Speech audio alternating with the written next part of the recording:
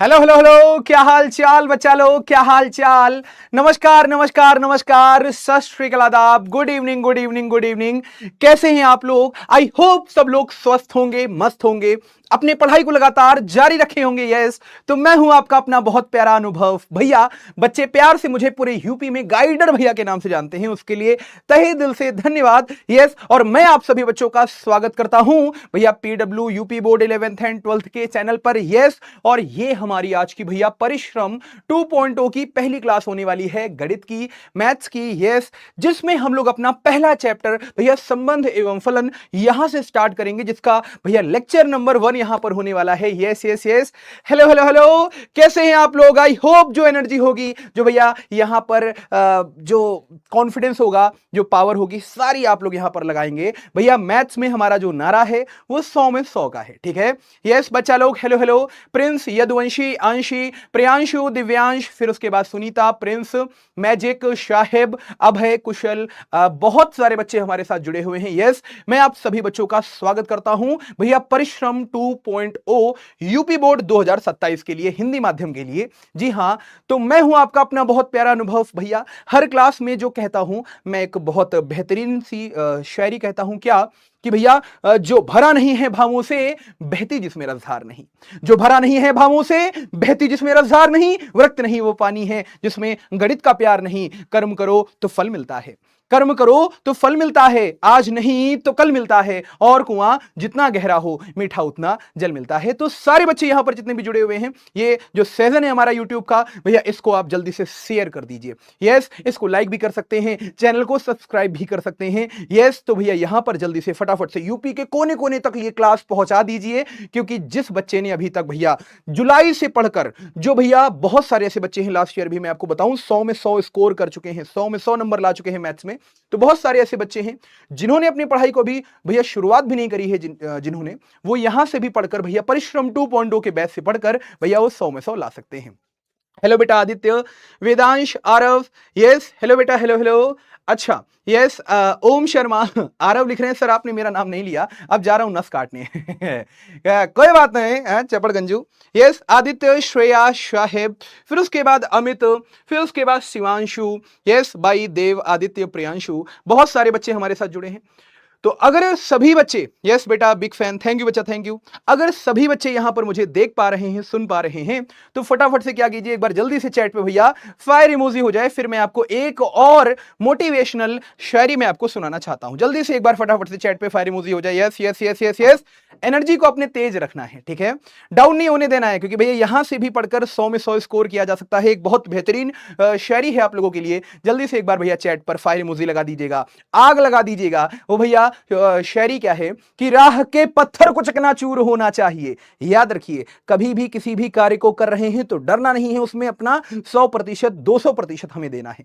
क्या कि भैया राह के पत्थर को चकनाचूर होना चाहिए। जल्दी से एक बार फायर इमोजी फटाफट से चैट पे। यस बच्चा, yes yes yes, very good very good very good. क्या कि भैया राह के पत्थर को चकनाचूर होना चाहिए, वार चाहे एक हो भरपूर होना चाहिए, और इतना ही नहीं वो हार अपनी मान ले, वो हमारे सामने माय डियर मजबूर होना चाहिए। यस हेलो बच्चा लोग, hello, yes yes yes yes yes. तो भैया यहां पर संबंध एवं फलन ये लेक्चर नंबर 1 होने वाला है। मैं हूं आपका अपना अनुभव सर, गाइडर भैया।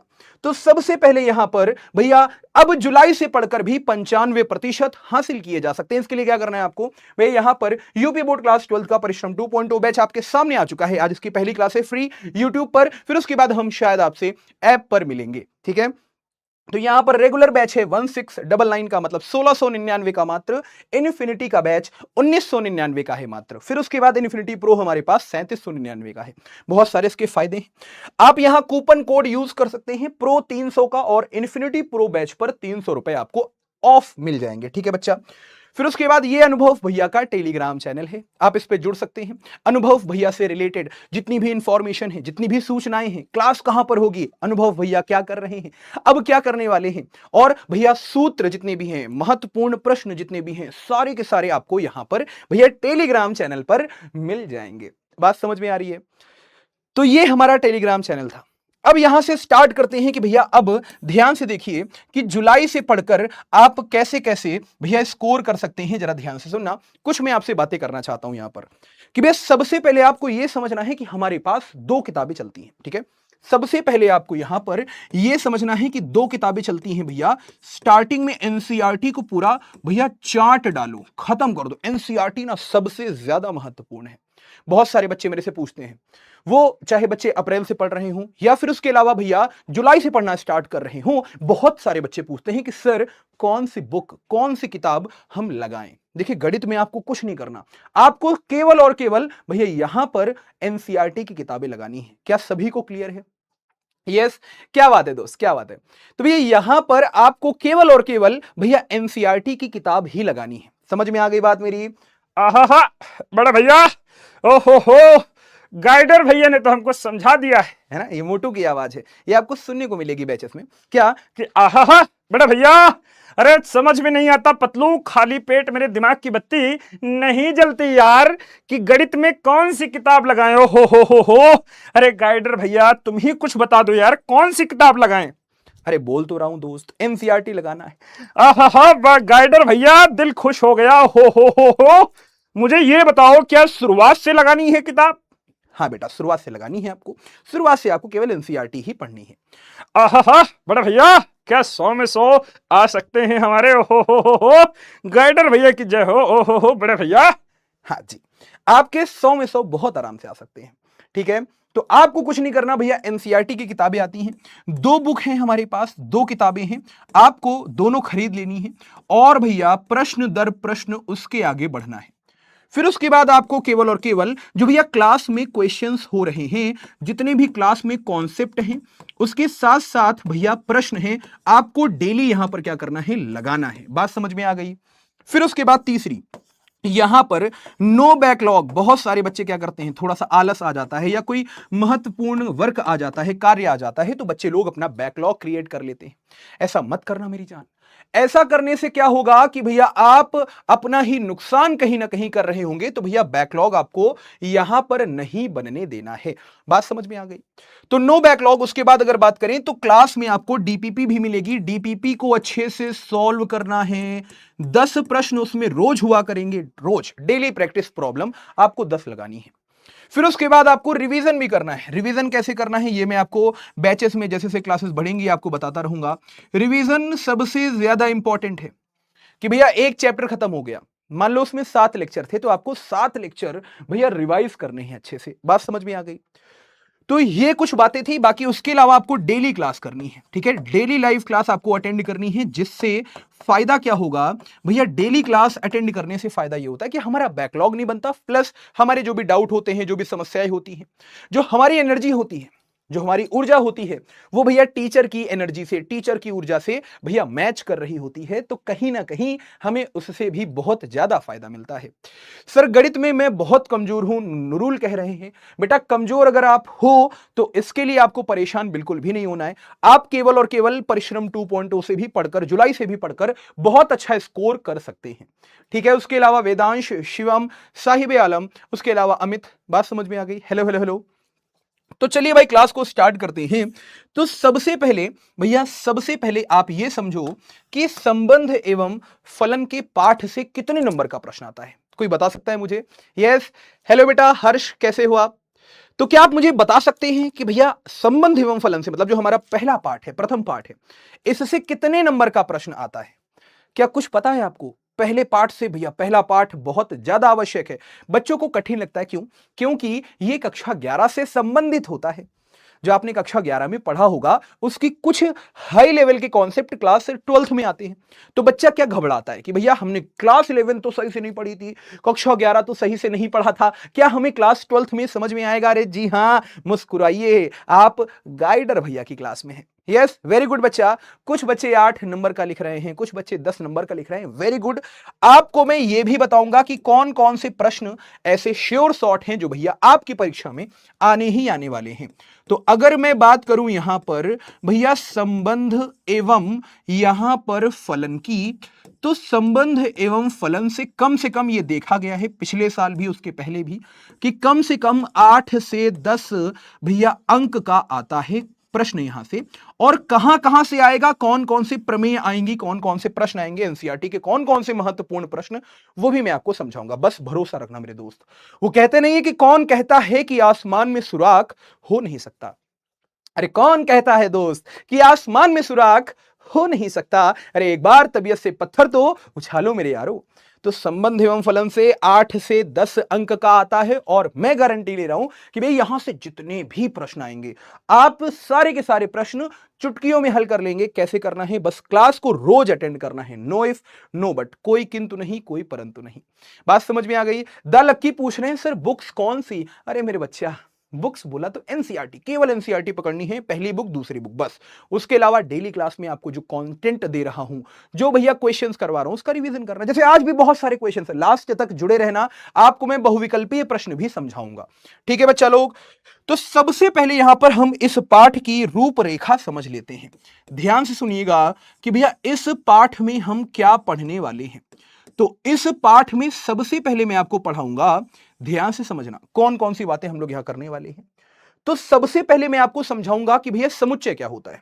ठीक है, अब यहां से नोट करना चालू कर दो कि भैया कौन कौन सी बातें हैं जो हम यहां पर देखेंगे। तो सबसे पहला मैं आपको समुच्चय बताऊंगा। समुच्चय क्या होता है? समुच्चयों का भैया कार्तीय गुणन क्या होता है। फिर कार्तीय गुणन के बाद मैं आपको समझाऊंगा कि भैया संबंध क्या होता है। फिर उसके बाद संबंध में भैया प्रांत क्या होता है, परिसर क्या होता है। संबंध के अंदर भैया प्रांत क्या होता है एवं इसका परिसर क्या होता है।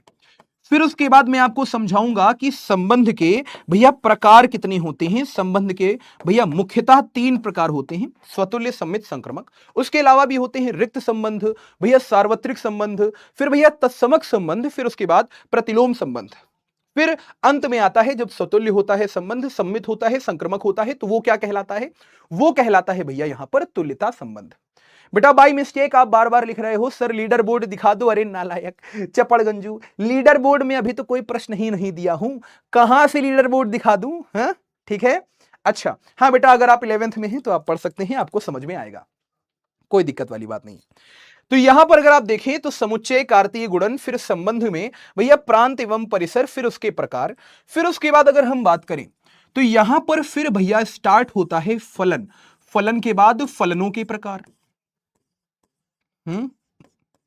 फलनों के प्रकार में हमारे पास कौन कौन से फलन होते हैं भैया? एकेकी, बहुएकेकी, फिर उसके बाद आच्छादक, फिर उसके बाद अंतक्षेपी। ये पढ़ेंगे हम लोग। रूपरेखा बता रहे हैं कि भैया किस तरीके से हमको चलना है। 8 से 10 अंक अगर हमें प्राप्त करने हैं तो भैया कौन कौन से ऐसे टॉपिक हैं जिसपे हमें बहुत अच्छे से जोर लगाना है, बहुत अच्छे से भैया पढ़ाई करनी है। यस मित्र, मेरा बच्चा है तू, फेंटा पी ले।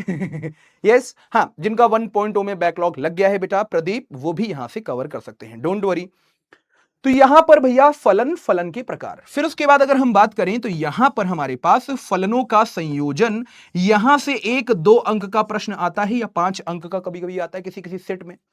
फिर उसके बाद यहां पर भैया प्रतिलोम फलन है ना, मतलब किसी भी फलन का प्रतिलोम क्या होता है। तो प्रतिलोम फलन से भी 2 नंबर का भैया क्वेश्चन आ सकता है, 2 अंक का प्रश्न आ सकता है। ये सारी बातें भी देखेंगे। तो ये क्या है? पूरी रूपरेखा। और जब आप इतना सब कुछ पढ़ते हो तो 8 से 10 अंक आपके माय डियर पक्के होते हैं। क्या सभी लोग अब पढ़ने के लिए तैयार हैं? जल्दी से एक बार भैया चैट पर जल्दी से एक बार थम्स अप हो जाए फटाफट से। यस जल्दी से। नहीं नहीं बेटा आकाश, नहीं बेटा आकाश भूले नहीं है, किसी को नहीं भूले हैं। सारे बच्चों को नमस्कार है, बहुत सारा प्यार है, बहुत सारा आभार है। अगर सारे बच्चे, यस बेटा सतीश विश्वकर्मा, अगर सारे बच्चे अब यहां पर भैया देख चुके हैं कि इस पाठ में हम क्या क्या पढ़ने वाले हैं, तो आज हम क्या पढ़ेंगे वो भी मैं आपको बताऊंगा। क्या सारे बच्चे समझ चुके हैं? एक बार जल्दी से चैट पे भैया थम्स अप हो जाए। यस बेटा, राम राम हर्षित, जल्दी से एक बार। यस ओके, मैं अवध से हूं। ओके बेटा ओके, जल्दी से एक बार चैट पे थम्स अप हो जाए। फिर हम लोग देखते हैं कि आज क्या पढ़ेंगे। तो भैया टॉपिक्स टू बी कवर्ड, आज हम क्या पढ़ेंगे सुनिएगा ध्यान से। भैया समुच्चय पढ़ेंगे, समुच्चय के बाद हम लोग समुच्चयों के कार्तीय गुणन को पढ़ेंगे, संबंध क्या होता है वो भी देखेंगे, संबंध के प्रांत और परिसर को देखेंगे। फिर अगली क्लास में मान लो अगर आप परिश्रम 2.0 लेते हैं, बैच में आते हैं वगैरह वगैरह, फिर हम आपसे मिलेंगे 2nd, 3rd, 4th। जैसे जैसे आगे बढ़ेंगे वैसे वैसे पूरा पाठ बहुत अच्छे से क्लियर करेंगे। ठीक है बच्चा? तो सबसे पहले यहां क्या पढ़ेंगे आज भैया? समुच्चय पढ़ने वाले हैं। ठीक है। समुच्चय के बाद हम लोग समुच्चयों का कार्तीय गुणन पढ़ने वाले हैं, फिर संबंध पढ़ने वाले हैं, फिर संबंध का प्रांत और उसका भैया परिसर यहां पर पढ़ने वाले हैं। यस बच्चा। अच्छा, गुड इवनिंग बच्चा, गुड इवनिंग, गुड इवनिंग। तो कितने बच्चों को याद है कि समुच्चय क्या होता है? याद है क्या आपको भैया समुच्चय क्या होता है? क्लास 11th का कॉन्सेप्ट है, मैं कहानी यहीं से स्टार्ट करूंगा। कितने बच्चों को पता है कि समुच्चय क्या होता है? नहीं पता, मैं आपको बताता हूं। जैसे मान लो कि भैया 5 से कम प्राकृतिक संख्याओं का समूह, ये क्या है? समुच्चय है ना। धीरे धीरे बढ़ेंगे, धीरे धीरे। कक्षा 11 का कॉन्सेप्ट है कि भैया समुच्चय क्या होता है ना। तो भैया समुच्चय हमारे पास क्या होता है कि भैया वस्तुओं के सुपरिभाषित संग्रह को हम समुच्चय कहते हैं। मान लो डेफिनेशन यहां पर लिखने को आ गई, तो डेफिनेशन कैसे लिखेंगे मित्र? यस, मेरा बच्चा है तू फेंटा पी ले। तो भैया समुच्चय यहां पर क्या होगा हमारे पास कि भैया वस्तुओं के सुपरिभाषित, वस्तुओं के सुपरिभाषित। अच्छा, सुपरिभाषित का मतलब है जिसका उत्तर व्यक्ति दर व्यक्ति ना बदले, है ना। वस्तुओं के सुपरिभाषित संग्रह को हम क्या बोलते हैं? वस्तुओं के सुपरिभाषित संग्रह को हम यहां पर माय डियर मित्र समुच्चय कहते हैं। यस और नो? जैसे मान लो समुच्चय कहते हैं, जैसे मान लो मैंने आपसे कहा कि भैया 5 से कम प्राकृतिक संख्याओं का संग्रह। तो मुझे बताओ जल्दी से, फटाफट से चैट पे बताओ भैया 5 से कम। उदाहरण मान लेते हैं, यहां पर पहला उदाहरण ले रहे हैं अपन। पहला उदाहरण क्या है कि भैया 5 से कम प्राकृतिक, 5 से कम, फिर यहां पर प्राकृतिक भैया 5 से कम प्राकृतिक संख्याओं का समुच्चय या 5 से कम प्राकृतिक संख्याओं का संग्रह। अब मुझे जल्दी से बताओ कि भैया 5 से कम कितनी प्राकृतिक संख्याएं हमारे पास होती हैं? 1 2 3 4। वेरी गुड बेटा गुलफान, वेरी गुड गुलफान। 1 2 3 4 ये क्या है हमारे पास? भैया ये हमारे पास क्या है? 5 से कम प्राकृतिक संख्याओं का संग्रह। मेरे से आपने पूछा सर प्लीज हमें बता दो ना, सर प्लीज हमें बता दो ना, सर प्लीज, सर प्लीज। अबे क्या बता दें हम? सर प्लीज बता दो, सर बता दो, सर क्या होता? अरे क्या बता दें हमसे? प्रश्न तो पूछो। सर प्लीज बता दो कि 5 से कम प्राकृतिक संख्याओं का संग्रह क्या होता है? तो मैंने कहा अरे प्राकृतिक संख्या तो भैया 1 से चालू होती है। 1 2 3 4 ये क्या है? प्राकृतिक संख्या। सर 5 से कम है तो सर क्या 5 यहां शामिल होगा? नहीं। सर क्यों?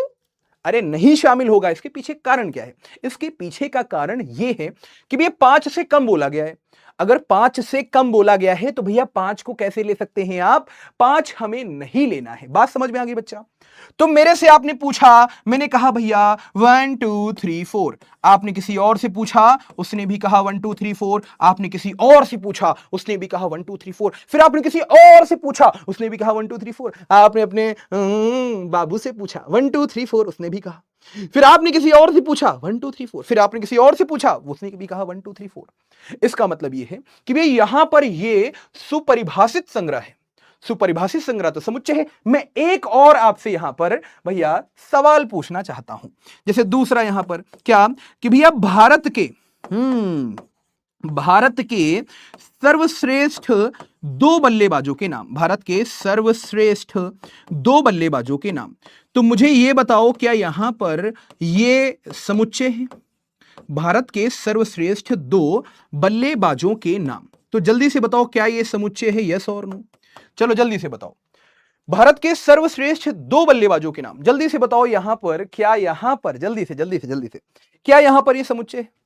तो यहां विवाद हो जाएगा, यहां हो जाएगी मारामुरी, पटकम पटकौवल हो जाएगा। अब हाँ बता रहे हैं हम। क्यों? मान लो आपने मेरे से पूछा, मैंने कहा राजा जी भारत के सर्वश्रेष्ठ 2 बल्लेबाजों के नाम, महेंद्र सिंह धोनी, फिर उसके बाद विराट कोहली। अच्छा, आपने कहा ओके मास्टर कह रहे हैं थाला, और भैया यहां पर चीकू साहब, मतलब धोनी और कोहली। एक बच्चा आया, उसने कहा नहीं सर, हम तो बता रहे हैं हार्दिक पांड्या और सूर्य कुमार यादव। अब मान लो किसी और से पूछा जो थोड़ा बूढ़ा व्यक्ति है, मतलब उम्र में बड़ा है। आपने जब उनसे पूछा तो उन्होंने कहा अरे सचिन तेंदुलकर और भैया कपिल देव। फिर किसी और से पूछा तो अब मान लो कोई बहुत नया बच्चा है, उसने कहा भैया वैभव सूर्यवंशी और यहां पर यशस्वी जायसवाल। कहने का मतलब क्या है? क्या यह सुपरिभाषित है? नहीं। क्यों भैया? मेरा उत्तर कुछ और आ रहा है, आपका उत्तर कुछ और आएगा, किसी और का उत्तर कुछ और आएगा, किसी और का उत्तर कुछ और आएगा। अरे मेरे मित्र, don't fear when I am here. अरे मुस्कुराइए, आप गाइडर भैया की क्लास में, पूरे यूपी की धमाकेदार और गजब की क्लास, इंटरेस्टिंग क्लास, आपका ध्यान नहीं टूटेगा, पढ़ाई में मन लगा रहेगा, ठीक है। तो ध्यान सुनना भैया, मैंने कहा कि भारत के सर्वश्रेष्ठ 2 बल्लेबाजों के नाम, तो मैंने क्या बोला, धोनी और कोहली, आपने बोला तेंदुलकर और कपिल देव, किसी और ने बोला कि भैया यहां पर यशस्वी जायसवाल, वैभव सूर्यवंशी। तो क्या यहां पर आप देख पा रहे हैं क्या उत्तर, क्या भैया सेम रह रहा है सबका? जैसे यहां देखो, पहले वाले में 5 से कम प्राकृतिक संख्याओं का संग्रह, 1 2 3 4 1 2 3 4 1 2 3 4, सबने बोला, सबने बोला। तो ये कैसा है, सुपरिभाषित। अगर संग्रह सुपरिभाषित है तो भैया समुच्चय, अगर संग्रह सुपरिभाषित नहीं है तो भैया ये समुच्चय नहीं होगा। जल्दी से एक बार चैट पे यस, मेरा बच्चा है तू फेंटा पी ले, जल्दी से एक बार, जल्दी से yes yes yes yes yes, जल्दी से एक बार चैट पर क्या करो, जल्दी से एक बार चैट पर यहां पर बताओ क्या ये समुच्चय है, ये समुच्चय नहीं है। जल्दी से चैट पे लिखो, जल्दी से चैट पे लिखो कि भारत के सर्वश्रेष्ठ 2 बल्लेबाजों के नाम, ये जो संग्रह है ये समुच्चय नहीं है। यस, क्या बात है भैया, क्या बात है। इतना मजबूर मत कर हमें कि बात बनाने लग जाएं, ओए होए होए होए होए, इतना मजबूर मत कर हमें कि बात बनाने लग जाएं, और तेरे सर की कसम माय डियर, हम झूठी खाने लग जाएं। और अगर मैं सुना दूं अपनी जवानी के किस्से, तो जो लड़के हैं ना ये पांव दबाने लग जाएं। क्या बात है, क्या शायरी है, दिमाग में आ गई, बस बोल दिया।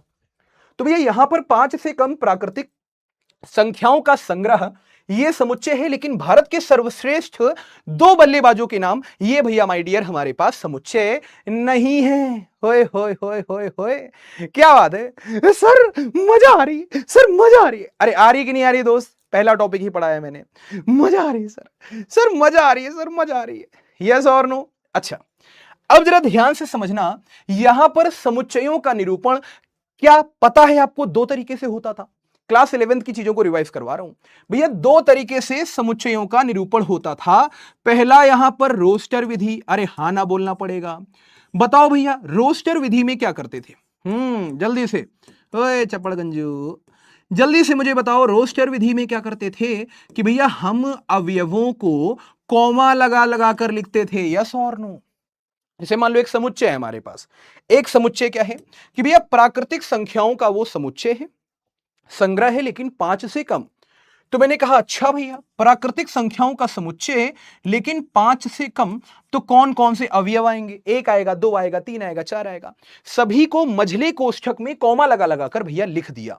तो ये क्या हो गया हमारे पास बच्चा, ये हमारे पास समुच्चय हो गया, और समुच्चय की ये रोस्टर विधि है, यस और नो। क्या क्लियर है सभी को? क्या क्लियर है सभी को? जल्दी से बताओ फटाफट से, क्या क्लियर है सभी को? बेटा रोस्टर विधि, हम समुच्चयों को कितने प्रकार से लिखते हैं? तो पहली विधि होती है रोस्टर विधि। मान लो एक समुच्चय है जिसमें कौन कौन बैठा है, सुनना ध्यान से।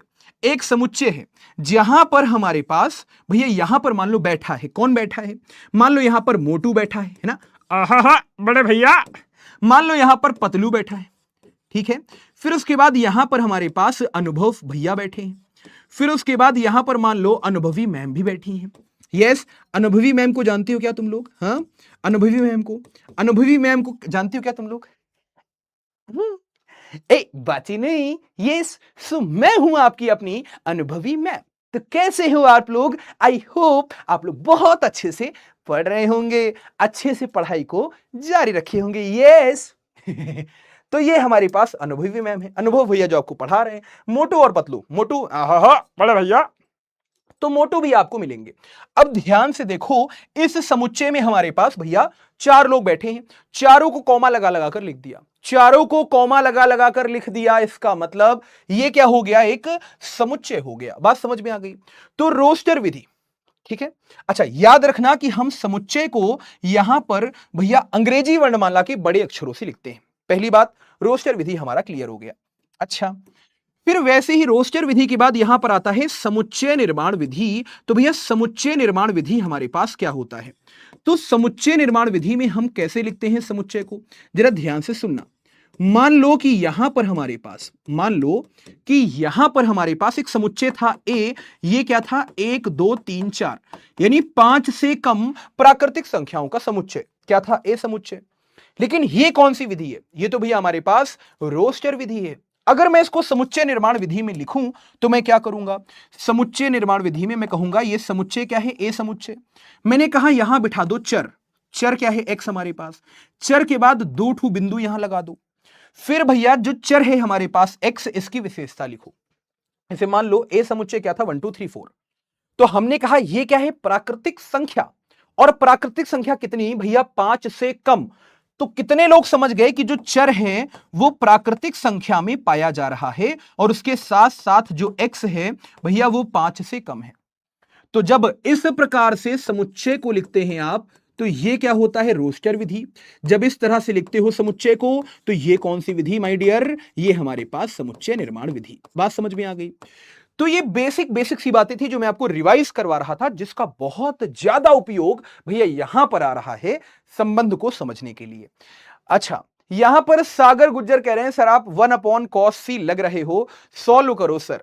अच्छा जी, 1/cos c।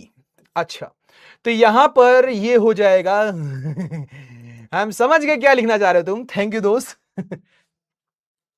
ठीक है, thank you thank you. Yes बेटा, वंदना। ठीक है, क्लियर है सभी को। तो भैया जब समुच्चयों का निरूपण आता है तो 2 प्रकार से आता है, पहला रोस्टर विधि, फिर उसके बाद समुच्चय निर्माण विधि। रोस्टर विधि में अवयवों को कॉमा लगा लगा कर लिखते हैं, पहली बात। फिर उसके बाद समुच्चय निर्माण विधि में हम पहले चर को लिखते हैं।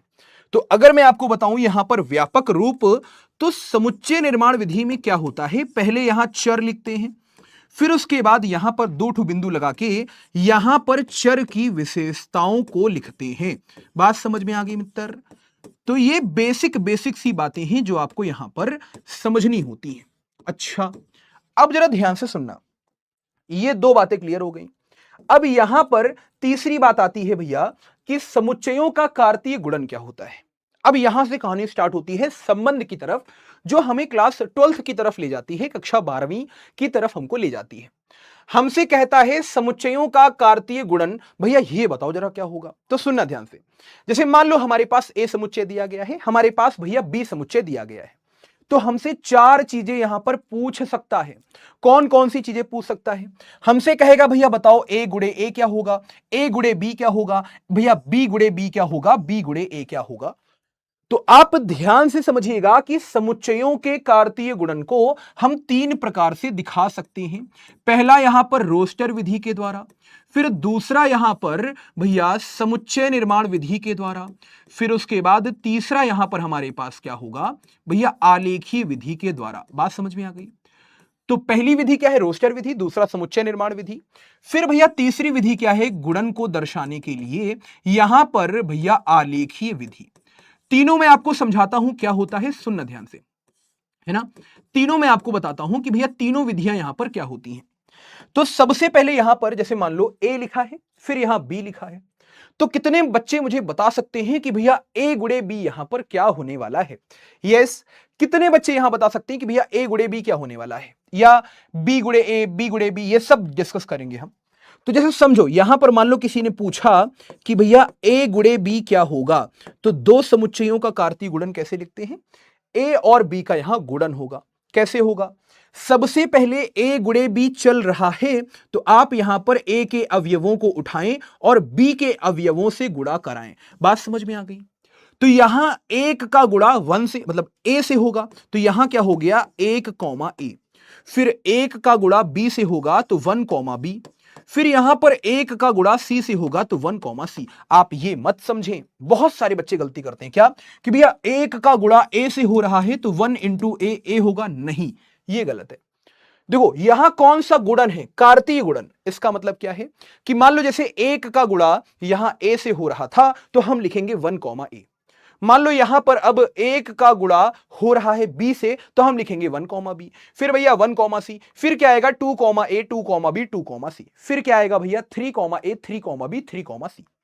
तो कितने बच्चे समझ गए, 1 कॉमा ए, 1 कॉमा बी, 1 कॉमा सी, फिर यहां पर 2 कॉमा ए, फिर यहां 2 कॉमा बी, फिर यहां 2 कॉमा सी। हाँ ना बोलना पड़ेगा यार। फिर वैसे ही अब देखो 2 का गुणा सबसे हो गया, अब बारी है 3 की, तो यहां क्या होगा 3 कॉमा ए, फिर 3 कॉमा बी, फिर यहां पर 3 कॉमा सी। बात समझ में आ गई। तो ये क्या आ गया भैया, ए गुणे बी आ गया। अच्छा, कितने बच्चे मुझे बता सकते हैं कि भैया बी गुणे ए क्या होगा, ध्यान से बताओ, जल्दी से बताओ, क्या बता सकते हो मुझे कि भैया बी गुणे ए क्या होने वाला है। तो अब यहां थोड़ा सा दिमाग लगाओ, क्या दिमाग लगाओ कि भैया सब हमसे क्या पूछा है कि भैया बी का गुणा, बी समुच्चय को गुणा ए समुच्चय से, तो पहले उठाओ बी के अवयव। तो अब हमने उठाया ए को, ए का गुणा 1 से, ए का गुणा 2 से, ए का गुणा 3 से, मतलब ए का गुणा 1 से, ए का गुणा 2 से, ए का गुणा 3 से। हाँ, ये सब लिखते हुए चलना है बेटा।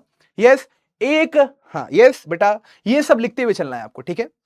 तो कितने बच्चे समझ गए कि भैया यहां पर हम a का गुणा 1 से करेंगे तो यहां क्या हो गया a, 1, फिर a का गुणा 2 से करेंगे तो भैया a, 2, फिर a का गुणा 3 से करेंगे तो a, 3, फिर उसके बाद b का गुणा भैया 1 से करेंगे तो यहां b, 1, फिर यहां b, 2, फिर यहां पर b, 3, फिर उसके बाद c का गुणा 1 से, 2 से, 3 से तो c, 1, फिर भैया c, 2, फिर भैया c, 3। बात समझ में आ गई। कार्तीय गुणन लिखना सीख रहे हो। अच्छा, मान लो जैसे कोई पूछ दे कि भैया a गुणे a क्या होगा, तो आप क्या करोगे, a गुणे a के लिए आप यहां पर सबसे पहले a को लिखेंगे तो a क्या है 1 2 3, फिर यहां पर क्या करो, फिर से भैया क्या लिख दो, a लिख दो, तो फिर से a क्या हो गया 1 2 3। अगर a समुच्चय का गुणा a समुच्चय से करना है तो यहां पर a को लिखो, फिर नीचे a को लिख दो। अब दोनों का करा दो यहां पर गुणा। कैसे कराओगे गुणा, यहां पर सुनना ध्यान से। यहां पर 1 का गुणा 1 से तो 1, 1, 1 का गुणा 2 से तो 1, 2, 1 का गुणा 3 से तो 1, 3, फिर भैया यहां पर 2 का गुणा 2 का गुणा 1 से, फिर भैया 2 का गुणा 2 से, फिर भैया 2 का गुणा 3 से, फिर भैया यहां पर 3 का गुणा 1 से, फिर भैया 3 का गुणा 2 से, फिर यहां पर 3 का गुणा 3 से। बात समझ में आ रही है। ऐसे ही मुझे अब यहां पर कमेंट में बता के जाना, ये आपका होमवर्क है कि भैया b गुणे b यहां पर क्या होने वाला है ना। ये होमवर्क कहां बताओगे आप, कमेंट में बताओगे जब क्लास खत्म हो जाएगी उसके बाद आप कमेंट में बता के जाना कि भैया b गुणे b यहां पर क्या होने वाला है, ठीक है। तो ये क्या होगा हमारे पास। अच्छा, यस बेटा, थैंक यू दोस्त सागर, बहुत अच्छे हो आप। तो यहां पर आपको यह समझना है कि भैया अब कार्तीय गुणन समझ लिया हम लोगों ने, ठीक है, लेकिन कार्तीय गुणन में क्या समझा, रोस्टर विधि समझा। भैया समुच्चय निर्माण रूप यहां पर क्या होगा, रोस्टर विधि के द्वारा लिख दिया कार्तीय गुणन। भैया समुच्चय निर्माण विधि क्या होगा, तो उससे पहले मैं आपको बता दूं कि यहां पर जो आप छोटे ब्रैकेट में लिख रहे हो ना 1, a, 1, b, 1, c, ये a, 1, a, 2, मतलब जितने भी यहां पर छोटे ब्रैकेट में अवयव बैठे हैं इन्हें हम क्या बोलते हैं, क्रमित युग्म। बात समझ में आ गई। यहां पर अब जैसे ये हमारे पास क्या है, क्रमित युग्म, ये क्या है क्रमित युग्म, ये क्या है क्रमित युग्म, तो यहां पर दो दो हमारे पास अवयव बैठ चुके हैं एक साथ। तो अब यहां पर ध्यान से सुनना, एक हमारे पास ये अवयव है 3, एक हमारे पास ए अवयव है 3, कहां से आया, ए समुच्चय से, ए कहां से आया, बी समुच्चय से। ध्यान से देखो ना, 3 कहां से आया भैया, ए समुच्चय से, भैया ए कहां से आया, बी समुच्चय से। तो जब दो अवयव अलग अलग समुच्चय से आकर एक साथ बैठ जाते हैं तो हम कहते हैं कि वो क्या है, हमारे पास क्रमित युग्म है। बात समझ में आ गई। यस, अरे मेरा बच्चा है तू, फेंटा पी ले। तो क्या क्रमित युग्म समझ में आ गया, है ना। जैसे यहां पर देखो 1, a, 1, b, 1, c, 2, a, 2, b, 2, c, 3, a, 3, b, 3, c, ये सब क्या है भैया, क्रमित युग्म है हमारे पास, ठीक है। अच्छा, ठीक है, तो क्रमित युग्म भी हम लोगों ने देख लिया है। अच्छा, तो अभी बात हुई रोस्टर विधि की, अब हम बात करेंगे भैया समुच्चय निर्माण विधि की। अब सुनना ध्यान से, मान लो यहां पर समुच्चय निर्माण विधि की बात कर रहे हैं, मतलब किसकी बात कर रहे हैं, कार्तीय गुणन की। तो कार्तीय गुणन में आपको क्या समझना है कि यहां पर ध्यान से समझें आप कि भैया यहां पर हमारे पास कार्तीय गुणन को हम समझ रहे हैं किसके रूप में भैया, समुच्चय, फिर यहां पर निर्माण, समुच्चय, फिर भैया निर्माण, फिर यहां पर विधि। तो हम इसको समझ रहे हैं समुच्चय निर्माण विधि के द्वारा। अब जरा ध्यान से समझें आप, भैया समुच्चय निर्माण विधि के द्वारा आप कार्तीय गुणन को कैसे लिखेंगे। तो मैंने कहा जैसे मान लो कि भैया लिखा हुआ था a बराबर 1 2 3, ये एक समुच्चय, और b लिखा हुआ था हमारे पास यहां पर a b c। तो जब आप a गुणे b कर रहे होंगे तो यहां पर समुच्चय निर्माण विधि में क्या होगा। अब ध्यान से देखो, समुच्चय निर्माण विधि में क्या होता था भैया, यहां पर सबसे पहले चर आता था, फिर चर के बाद उसकी विशेषता को हम लोग लिखते थे, यस और नो। तो हमें यहां पर क्या करना है, ए गुणे बी हम लिख रहे हैं, तो हमने कहा अब यहां पर चर कौन सा आएगा भैया, क्रमित युग्म वाला चर आएगा। पूछो क्यों भैया, दो समुच्चयों का गुणा कर रहे हो ना, तो अब यहां पर एक एक अवयव नहीं आएंगे, अब हमारे पास क्रमित युग्म आने लगेंगे। तो क्रमित युग्म में चर क्या हो सकते हैं, सुनना ध्यान से। अगर मैं बात करूं तो क्रमित युग्म में चर हमारे पास कौन कौन से हो सकते हैं। हो सकता है चर हमारे पास x, y हो सकता है कि जो चर है वो कभी कभी a, b बन जाए, कभी कभी भैया m, n बन सकता है, कभी कभी आप देखेंगे कि t1, t2 बन रहा है चर, कभी कभी आप देखेंगे कि भैया l1, l2 बन रहा है चर। तो चर तो कुछ भी बैठ सकते हैं, बस हमें चर की विशेषता लिखनी नहीं भूलनी है समुच्चय निर्माण विधि में। तो x, y बिठा दिया, फिर लगा दिए दो ठो बिंदु। अब जरा ध्यान से देखो, यहां पर जब a गुणे b कर रहे हो और क्रमित युग्म में आपने x, y लिया है, तो आपको यह समझना है कि भैया क्रमित युग्म में पहले वाले घटक a में पाए जाएंगे और दूसरे वाले घटक b में पाए जाएंगे। तो x कहां पाया जा रहा है, a समुच्चय में, भैया y कहां पाया जा रहा है, भैया b समुच्चय में। बात समझ में आ गई। तो ये बेसिक सी बातें हैं। जैसे आप यहां देखो भैया 1, a 1, b 1, c, तो यहां जितने भी क्रमित युग्म थे हमारे पास भैया, उसके प्रथम घटक कहां पाए गए, उसके प्रथम घटक भैया पहले वाले समुच्चय में पाए गए, है ना। जैसे यहां पर 1 भैया a में पाया जा रहा है, 2 भैया a में पाया जा रहा है, भैया 3 भैया a में पाया जा रहा है। फिर दूसरे स्थान पे कौन कौन से घटक बैठे हैं, अवयव बैठे हैं। जैसे a हो गया, b हो गया, c हो गया, ये कहां पाए जाएंगे भैया, b समुच्चय में पाए जाएंगे। तो कार्तीय गुणन का मतलब है जब हम इसको समुच्चय निर्माण विधि में देखते हैं तो हमें केवल इतना बताना होता है कि भैया x, y यहां बैठा है और x कहां पाया जा रहा है, a में, भैया y कहां पाया जा रहा है, b में, काम खत्म। इतना ही आसान है। बात समझ में आ गई। इसमें कुछ भी हमें दिमाग नहीं लगाना होता, इसमें केवल हमें बता देना होता है कि भैया x कहां पाया जा रहा है, इस वाले समुच्चय में, y कहां पाया जा रहा है, इस वाले समुच्चय में। वेरी गुड बच्चा लोग, वेरी गुड हिमांशी। तो क्या सारे बच्चों को यह बात समझ में आ गई है, यस और नो। तो मैंने आपको कार्तीय गुणन सिखाया रोस्टर विधि के द्वारा, फिर मैंने आपको सिखाया समुच्चय निर्माण विधि। भैया समुच्चय निर्माण विधि में क्या करते हैं, मान लो a गुणे b लिख रहे हैं, तो x, y लिखेंगे। ये क्या है, चर हमारे पास। तो x, y में पहला वाला घटक पहले वाले समुच्चय में, दूसरा वाला घटक दूसरे वाले समुच्चय में, काम खत्म। अच्छा, सबसे महत्वपूर्ण क्या है इसमें, आलेखीय विधि। अब सुनना ध्यान से, अगर हम कार्तीय गुणन को पढ़ रहे हैं, किसमें पढ़ रहे हैं भैया, कार्तीय गुणन को हम पढ़ रहे हैं यहां पर आलेखीय विधि के द्वारा। तो आलेखीय विधि में हम इसको तीर आरेख विधि भी कहते हैं, आलेखीय विधि कह लो या तीर आरेख विधि कह लो, तो कुछ भी आप कह सकते हो यहां पर। तो आप जरा ध्यान से समझे, मान लो कार्तीय गुणन की बात कर रहे हैं, आलेखी या फिर तीर आरेख विधि की। तो यहां पर मान लो दो समुच्चय हैं हमारे पास, एक समुच्चय हमारे पास क्या है, एक समुच्चय हमारे पास है ए, है ना। ध्यान से सुनना, कार्तीय गुणन को समझा रहा हूं आलेखीय या फिर तीर आरेख विधि से। तो उदाहरण क्या होगा, मान लो यहां पर हमारे पास भैया ए समुच्चय है, वही 1 2 3, अच्छा, और यहां पर भैया बी समुच्चय क्या है, ए बी सी, आना बोलना पड़ेगा यार। तो कितने बच्चे यहां समझ गए कि भैया ए बी सी बी समुच्चय में, 1 2 3 भैया ए समुच्चय में।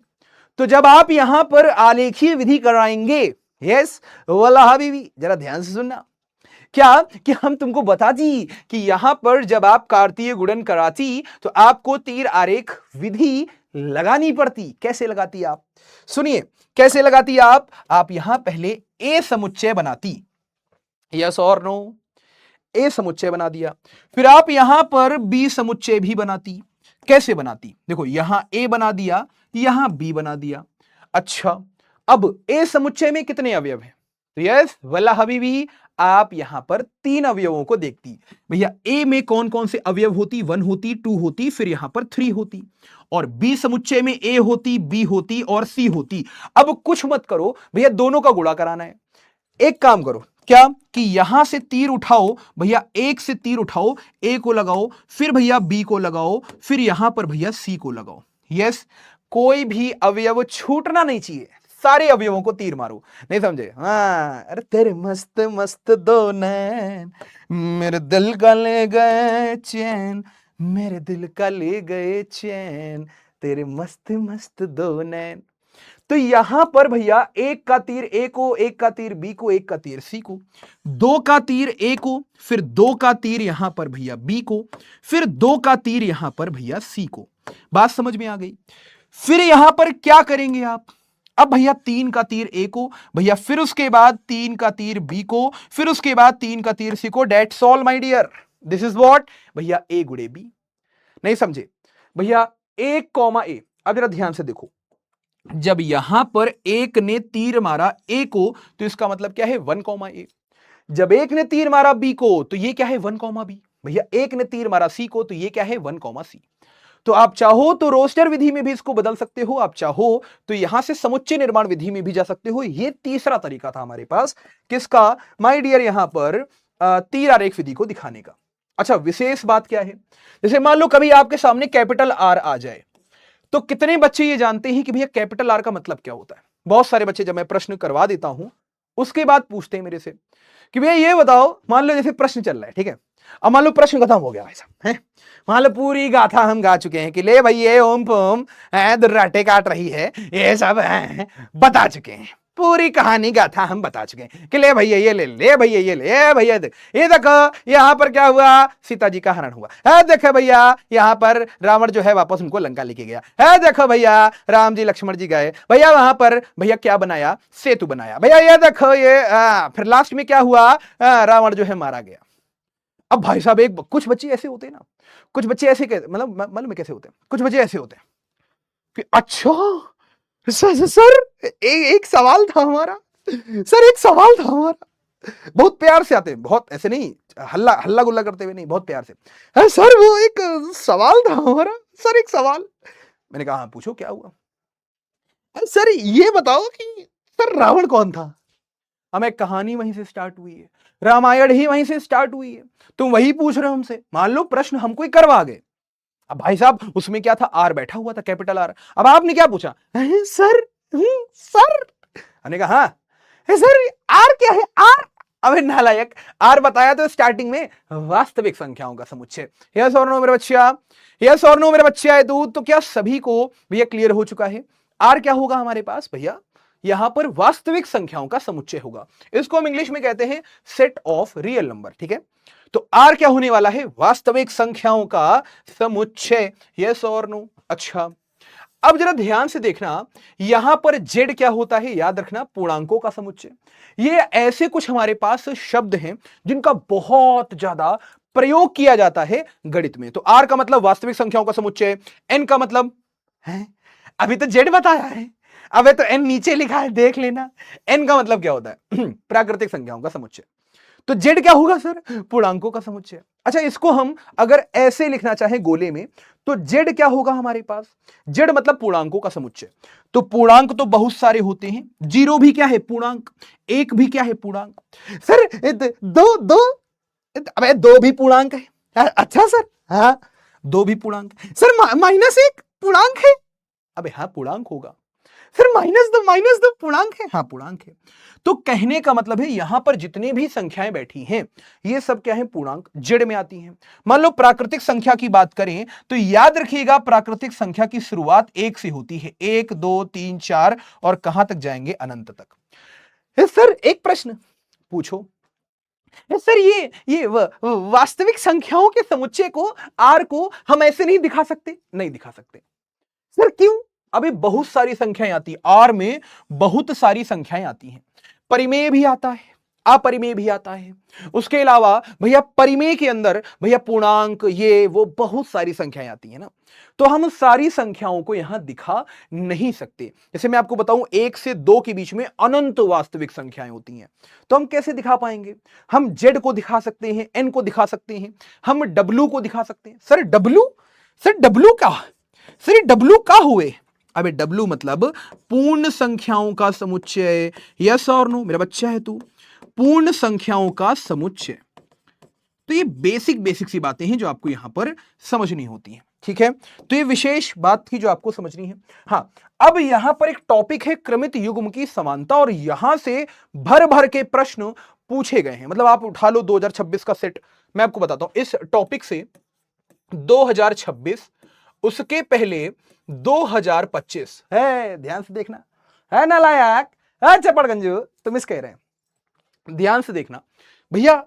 2026, 2025, उसके पहले 24, 23, इस टॉपिक से प्रश्न आते हैं कि भैया क्रमित युग्म की समानता।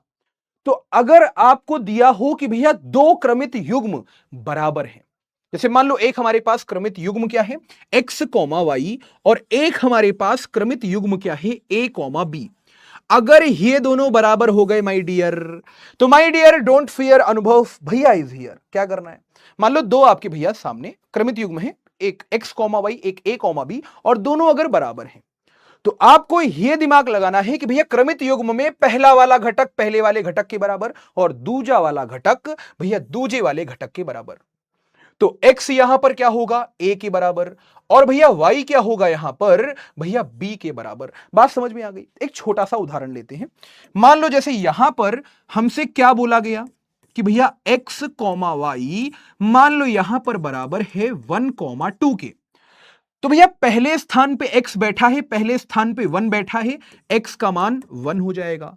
भैया दूसरे स्थान पे y बैठा है, दूसरे स्थान पे 2 बैठा है, तो भैया y का मान 2 हो जाएगा। That's my order. ऐसे ही करना होगा। क्या बात समझ में आ गई, यस और नो? अरे हाँ ना बोल दे, एमर दबा, यस और नॉट, एमर दबा जल्दी से फटाफट से चैट पे बताओ, क्या ये समझ में आ गया? पहले वाले स्थान पे जो घटक बैठा है वो पहले वाले घटक के बराबर, तो x यहां 1 के बराबर, y यहां 2 के बराबर। That's all. थोड़ा सा आगे चलते हैं। एमर दबा, क्या क्लियर है यहां तक? यस। अच्छा, यस सर आप पढ़ाओ सर, अब तो मैं जा रही हूं सर। यस, अब सर मैं जा रही हूं, मुझे नींद आ रही है। बेचा ऐसे ही करते करते बेचा आपका जुलाई बीत गया, फिर उसके बाद बेचा आपका यहां पर सितंबर बीतेगा, अगस्त बीतेगा, बेचा अक्टूबर, नवंबर, दिसंबर। बेचा आप ऐसे ही कहोगे कि सर आप पढ़ाइए, मैं सोने जा रही हूं या जा रहे हैं। ऐसे में क्या होगा बेचा, आपका सिलेबस छूटेगा। फिर पेपर टाइम पे आप क्या करेंगे मालूम है? अरे सर उस समय हमको ज्यादा नींद आ गया सर। अरे सर, मान लो कहीं पर बगल में बोला किसी ने, क्यों चलते हैं उनकी शादी है। अरे तुम जा यार, उनकी शादी के चक्कर में यहां हम खत्म हो जाएंगे। अरे पढ़ने दो यार, हटा, पढ़ने दो हमको, पढ़ने दो। हाँ, समझ में आया है तो यस। हाँ तो सोना नहीं है अभी, ठीक है। हाँ सर, सर क्या बताएं सर, 13 चैप्टर है हमारे पास मैथ में सर, 13 में सर क्या बताएं सर, अभी एक को नहीं कवर हुआ है बेटा। अच्छा बेटा पेपर कब है? होगा 1 हफ्ते बाद, 2 हफ्ते बाद। नहीं सर कल ही है, कल। अच्छा कल है, प्री बोर्ड होगा, ये होगा वो होगा। नहीं बोर्ड एग्जाम हो, हटाओ, पढ़ने दो। फिर लगाएंगे वन शॉट। नालायक। सर कुछ ज्यादा ही सत्य बोल दिए आप। ठीक है, यस। चलिए भाई, तो अगर दो क्रमित युग्म हमारे पास बराबर हैं, तो पहले वाला पहले वाले के बराबर, दूसरा वाला दूसरे वाले के बराबर। ठीक है, इस पे एक प्रश्न आया था, हाँ ये वाला प्रश्न। आइए जल्दी से, तो अब जरा ध्यान से देखो, हमसे कहता है दो क्रमित युग्म आपस में बराबर हैं। एक छोटा सा प्रश्न करवा देता हूं, कभी आप नहीं भूलोगे। ठीक है, बड़े भैया, फिर संबंध पढ़ के भैया थोड़े से प्रश्न करते हैं, खत्म करते हैं कि अगर यहां पर ये हमारे पास दोनों क्रमित युग्म बराबर हैं, तो कौन सा आंसर यहां पर सही होने वाला है। ठीक है, और ये question my dear, yes don't fear my dear, very important है। आपके भैया पेपर में आ जाए तो घबराने का नहीं, हाँ घबराने का नहीं। बात समझ में आ गई? यस, हेलो सिरुलुलु। तो यहां पर अगर ये प्रश्न आ जाएंगे तो आप कैसे हल करेंगे? आप यहां पर बोलेंगे कि यस, मैं आपको देखो 4 ऑप्शन है ABCD के, आपको मैं 60 सेकंड देता हूं, पोल कहीं पर नहीं आएगा। आप अपना आंसर भैया चैट पे ही लिख दो। आपको लग रहा है A सही है, लिख दो, B सही है, लिख दो। यस, हेलो सुलुलुलु। है वीडियो को लाइक नहीं किया हो तुम लोग, दिख रहा है हमको। हाँ हाँ, वीडियो को लाइक भी कर दीजिएगा। हाँ दबा दो, जो बटन है उसका गला वहीं दबा दो, घोट के मार दो, हाँ लाइक वाले बटन को। ठीक है, हाँ ठीक है। चलिए भाई, यस जल्दी से, तो जरा ध्यान से देखिएगा। यस एक कह रहा है यहां कोई गेम खेलता है। बेटा वो जो आपके साथ गेम खेल के गई है, ध्यान सुनिएगा, वो जो आपके साथ गेम खेल के गई है बेटा, आपका मन नहीं भरा अभी तक। बेटा कैसी बातें कर रहे हो बेटा, बेटा कैसी बातें कर रहे हो कि वो जो आपके साथ गेम खेल के गई है आपके दिल से, बेटा आपको अभी तक रियलाइज नहीं हुआ बेटा। हाँ, जब आप यहां से पूछ रहे हो कोई गेम खेलेगा, बेटा कोई गेम नहीं खेलेगा, वो तुम्हारे दिल के साथ गेम खेल के जाएगी बेटा। समझ में आ रहा है? अच्छे से पढ़ लो बेटा। हेलो सुलुलुलु, अच्छे से पढ़ाई कर लेंगे आप लोग, ठीक है? सुनो ध्यान से, नालायक चपड़गंज, सुन इधर। देखो यहां पर ये क्रमित युग्म बैठा है, यहां पर ये क्रमित युग्म बैठा है। पहला वाला घटक पहले वाले के बराबर, तो भैया 2x यहां पर भैया 6 के बराबर हो जाएगा। तो 2x क्या हुआ? 6 के बराबर। 2 ने 6 को मार दिया, तो x की वैल्यू क्या हो गई? 3 के बराबर। बात समझ में आ गई? तो x की वैल्यू भैया 3 के बराबर। अच्छा वैसे ही अब दूसरा वाला घटक भैया दूसरे वाले घटक के बराबर, तो x प्लस वाई क्या होगा? यहां पर सुलुलुलु 2 के बराबर, तो x क्या है? 3, यहां रख दो। तो भैया 3 प्लस वाई बराबर 2, तो 3 इधर गया, तो y बराबर 2 माइनस का 3, यानी कि माइनस का 1 हो जाएंगे। तो x का मान 3 हो जाएंगे, y का मान -1 हो जाएंगे। सी ऑप्शन करेक्ट होंगे, बस आगे चलेंगे। यस मेरा बच्चा है तू, फेंटा पी ले। तो सी हो जाएगा। 74% बच्चों ने दिया है, वेरी गुड बेटा, टॉपिक आपको समझ में आ रहा है। तो यहां पर अगर हम देखें तो श्री, हरिओम, सबरू, फिर दिव्यांश, एडुफैक्ट्स, वेदांश, नैन्सी, खुशी, अजीत, कृष्णा, राजनी, फिर उसके बाद अब्दुल। वेरी गुड, बहुत सारे बच्चे हैं, अच्छे बच्चे हैं। तो अब जरा ध्यान से सुनना, यहां पर हमारे पास टॉपिक स्टार्ट होता है भैया किसका? संबंध का। ठीक है, यहां तक की बात, यस यहां तक की बात सभी बच्चों को समझ में आ गई है? एक लिख रहा है सर मैं तो पढ़ने आया था। हाँ, अरे पढ़ने आए थे नालायक, तो पढ़ाई करो ना। हाँ, ये क्या है कि कोई गेम खेलेगा? चलो जल्दी से, यहां तक की बातें क्लियर है। देखो हम लोगों ने क्या पढ़ा अभी तक? समुच्चय, समुच्चयों का कार्तीय गुणन भैया, उसके बाद यहां पर समुच्चयों का निरूपण, कार्तीय गुणन के निरूपण, फिर उसके बाद क्रमित युग्म की समानता। 3 टॉपिक पढ़ लिए। अब बारी है संबंध को समझने की। बहुत प्यारा सा हमारे पास यहां पर कुछ उदाहरण होंगे, कुछ बातें होंगी जो मैं आपको बताऊंगा। क्लियर है सभी को? डन। यस मेरा बच्चा है तू, यस फेंटा पी ले। अच्छा मेरा नाम वेदांशी है। सॉरी बेटा वेदांशी, मैंने वेदांश नाम ले दिया शायद। अच्छा ठीक है, चलिए तो अब जरा ध्यान से सुनना भैया, संबंध क्या होता है? अब देखो यहां से बड़ी खतरनाक कहानी चालू होगी। संबंध का मतलब है यहां पर कि भैया दो चरों के बीच में संबंध। कैसे? ये वो वाला संबंध नहीं है। कौन सा वाला संबंध? कि ना करें जनाब ना करें, ना करें जनाब ना करें। जैसे मैं आपको बताऊं संबंध कि यहां पर अगर हम लिखें तो विराट कोहली, जैसे मैं हर क्लास में एग्जांपल देता हूं बच्चों को कि संबंध को समझना है तो ऐसे समझें कि भैया विराट कोहली क्रिकेट में, विराट कोहली क्रिकेट में पाकिस्तान के समझदार हो तुम, है ना? विराट कोहली क्रिकेट में पाकिस्तान के डैश डैश हैं। अब मैं डैश डैश नहीं भरूंगा, आप समझदार हो क्या भरना है। तो विराट कोहली जो है वो क्रिकेट में पाकिस्तान के डैश डैश हैं। तो यहां पर जो भी आएगा, यहां पर जो भी आएगा वो संबंध है एक। अच्छा संबंध किसके किसके बीच में मित्र? संबंध किसके किसके बीच में? पहला विराट कोहली के बीच में, और दूसरा यहां पर हमारे पास भैया पाकिस्तान जो है उनके बीच में। क्या बात समझ में आ गई? तो विराट कोहली और पाकिस्तान के बीच में जो यहां पर संबंध है नालायक बस अरे ठीक है, यस। तो यहां पर विराट कोहली और भैया जो है वो क्रिकेट में पाकिस्तान के डैश जैसे, आप समझदार हो भर लीजिएगा। कमेंट में बता दीजिएगा कि यहां पर क्या आने वाला था, तो कमेंट कर दीजिएगा। अभी मैं नाम नहीं लूंगा, अदरवाइज विवाद हो जाएगा, है ना? हाँ हमारा नौकरी चला जाएगा। ठीक है, अच्छा तो अब जरा ध्यान से सुनिएगा कि भैया संबंध क्या होता है। तो बेसिकली संबंध यहां पर, जैसे मान लो हम बात कर रहे हैं गणितीय संबंध की, ये क्या है हमारे पास भैया? आपस में एक व्यापक संबंध है। जैसे मान लो मैं आपसे कहूं कि मैं आपका क्या हूं, तो मैं आपका भैया गाइडर भैया हूं, आपको गाइड करता हूं, आपको पढ़ाता हूं, तो ये भी क्या है? संबंध। आपके माता पिता होंगे, वो भी क्या है? संबंध। फिर भैया यहां पर आप ये समझो कि आपके भाई बहन होंगे, तो उनसे क्या है आपका एक संबंध है कि भैया वो भाई हैं आपके, वो बहन है आपके, वगैरह वगैरह। कोई सगा होगा, कोई चचेरा होगा, तो वो सब क्या है संबंधों के माय डियर नाम है, नाम।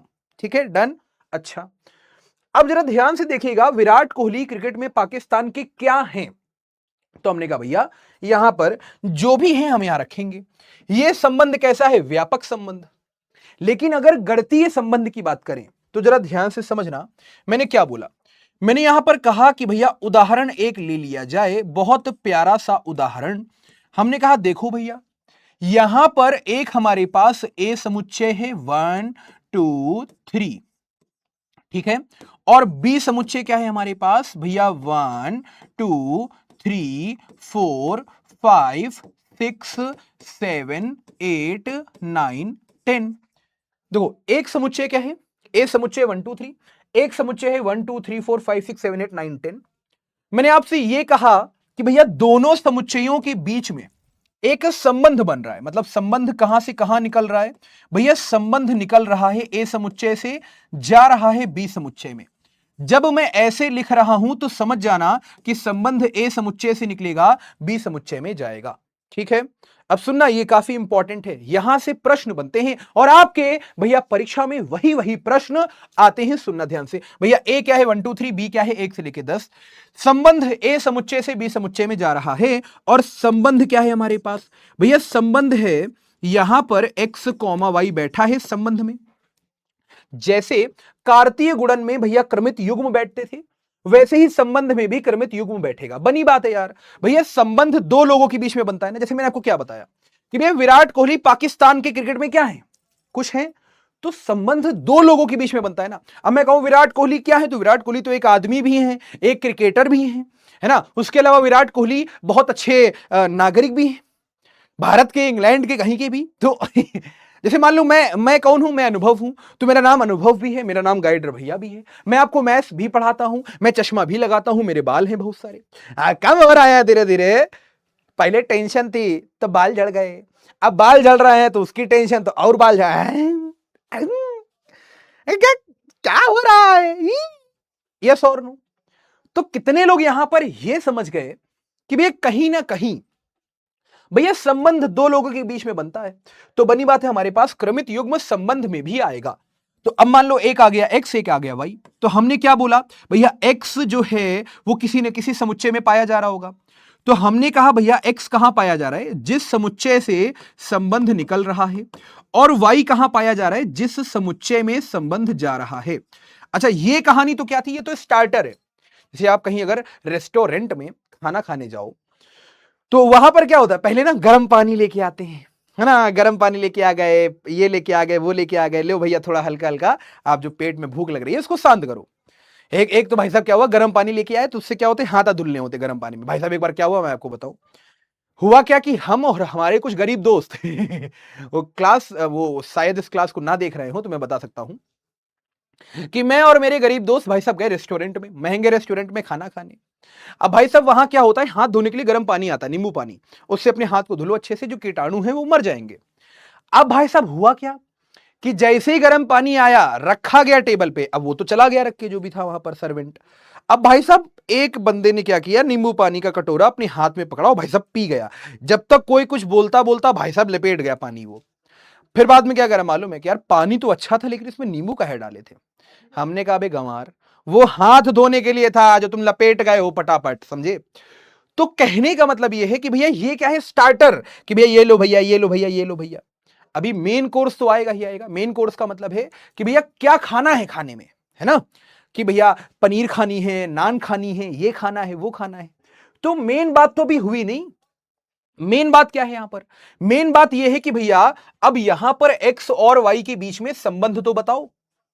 भाई संबंध कहां से कहां जा रहा है? ए समुच्चय से बी समुच्चय में।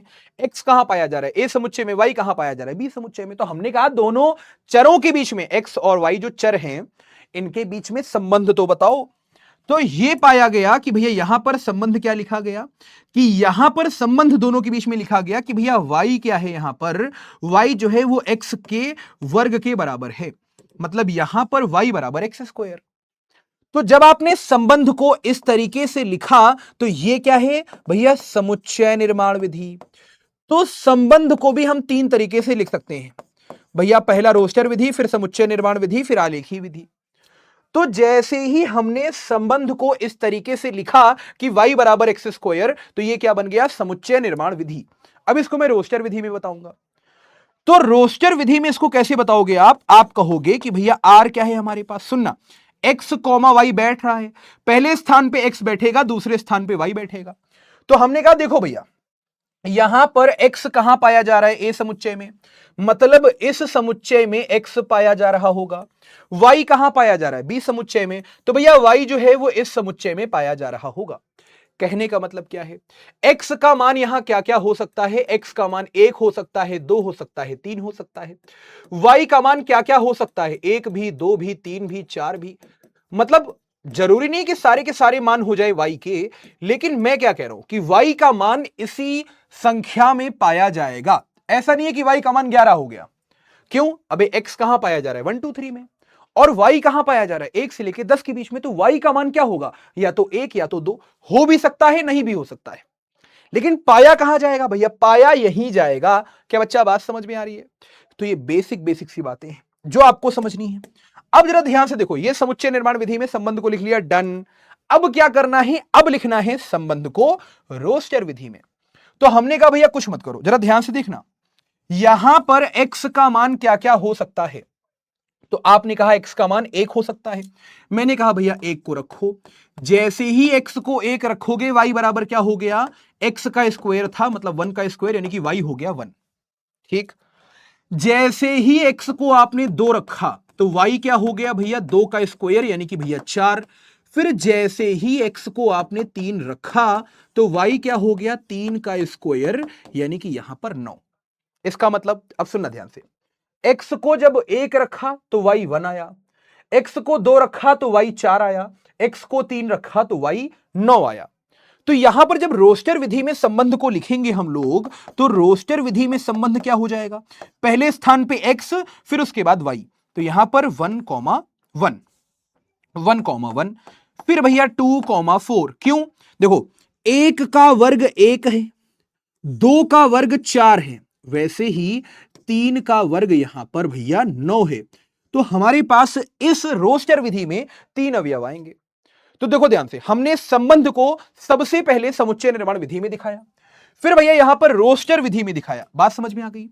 ये क्या है हमारे पास भैया, रोस्टर विधि। ठीक है, ये हमारे पास क्या है, रोस्टर विधि। अच्छा, फिर तीसरी विधि क्या है भैया, आलेखीय विधि। तो आलेखीय विधि को कैसे दिखाओगे आप, सुनना ध्यान से भैया, आलेखीय विधि को आप कैसे दिखाने वाले हैं। तो भैया सबसे पहले आलेखी विधि का मतलब है तीर आरेख विधि। तो मैं कहूंगा पहले ए समुच्चय को बनाओ, फिर भैया यहां पर बी समुच्चय को बनाओ। कितने बच्चे यहां समझ गए कि ये क्या है ए समुच्चय, ये क्या है बी समुच्चय। ए समुच्चय में 1 पाया जा रहा था, 2 पाया जा रहा था, 3 पाया जा रहा था। बी वाले में 1, फिर 2, फिर 3, फिर 4, फिर 5, फिर भैया 6, फिर 7, फिर 8, फिर 9, फिर 10। ठीक है, ये पाया जा रहा था।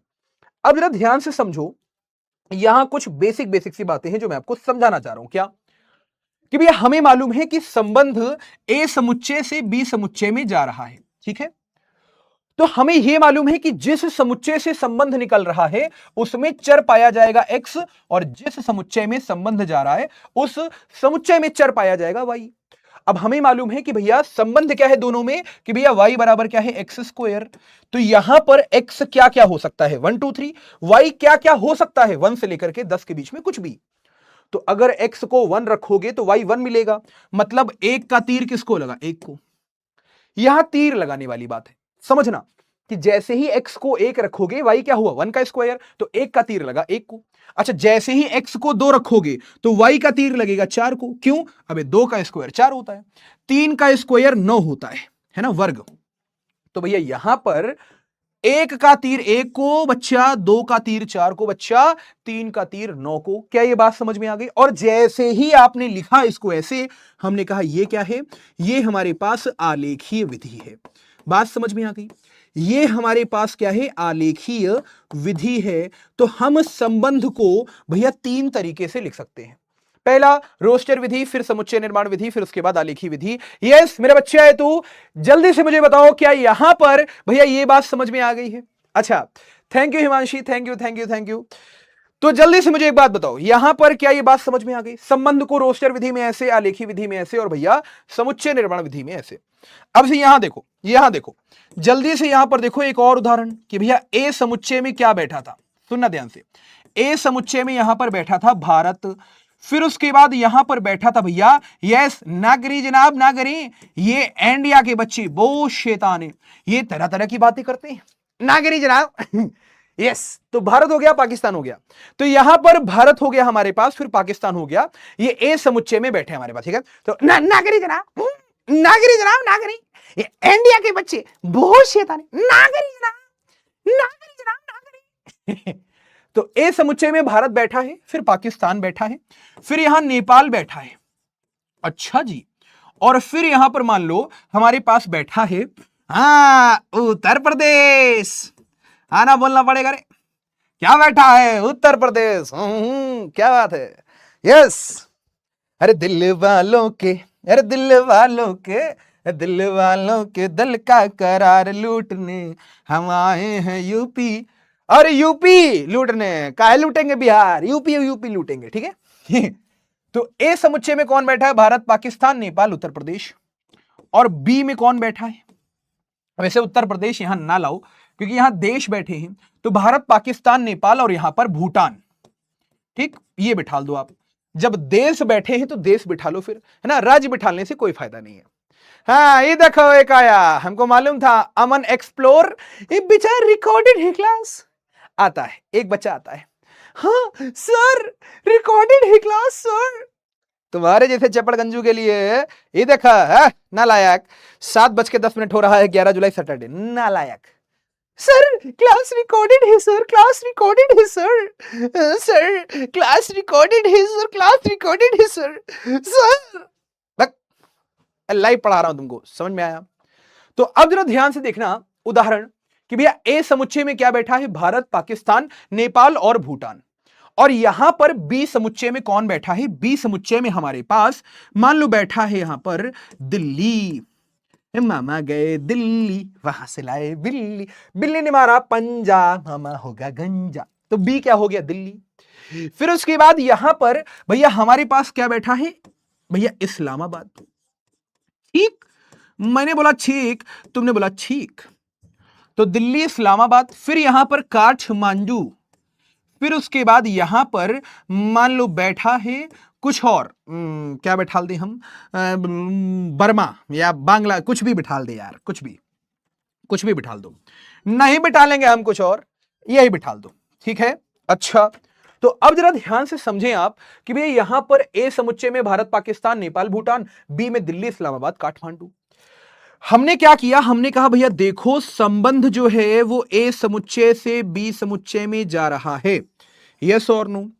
और संबंध क्या है? संबंध ये है कि अगर संबंध में x, y पाया जा रहा है, मतलब क्रमित युग्म के रूप में, प्रथम स्थान पे x, दूसरे स्थान पे y, तो हम ये कहेंगे कि x कहां पाया जा रहा है? जहां से संबंध निकल रहा है, और y कहां पाया जा रहा है? जहां पर संबंध जा रहा है, जिस समुच्चय में संबंध जा रहा है, मतलब x कहां है? a में, y कहां है? b में।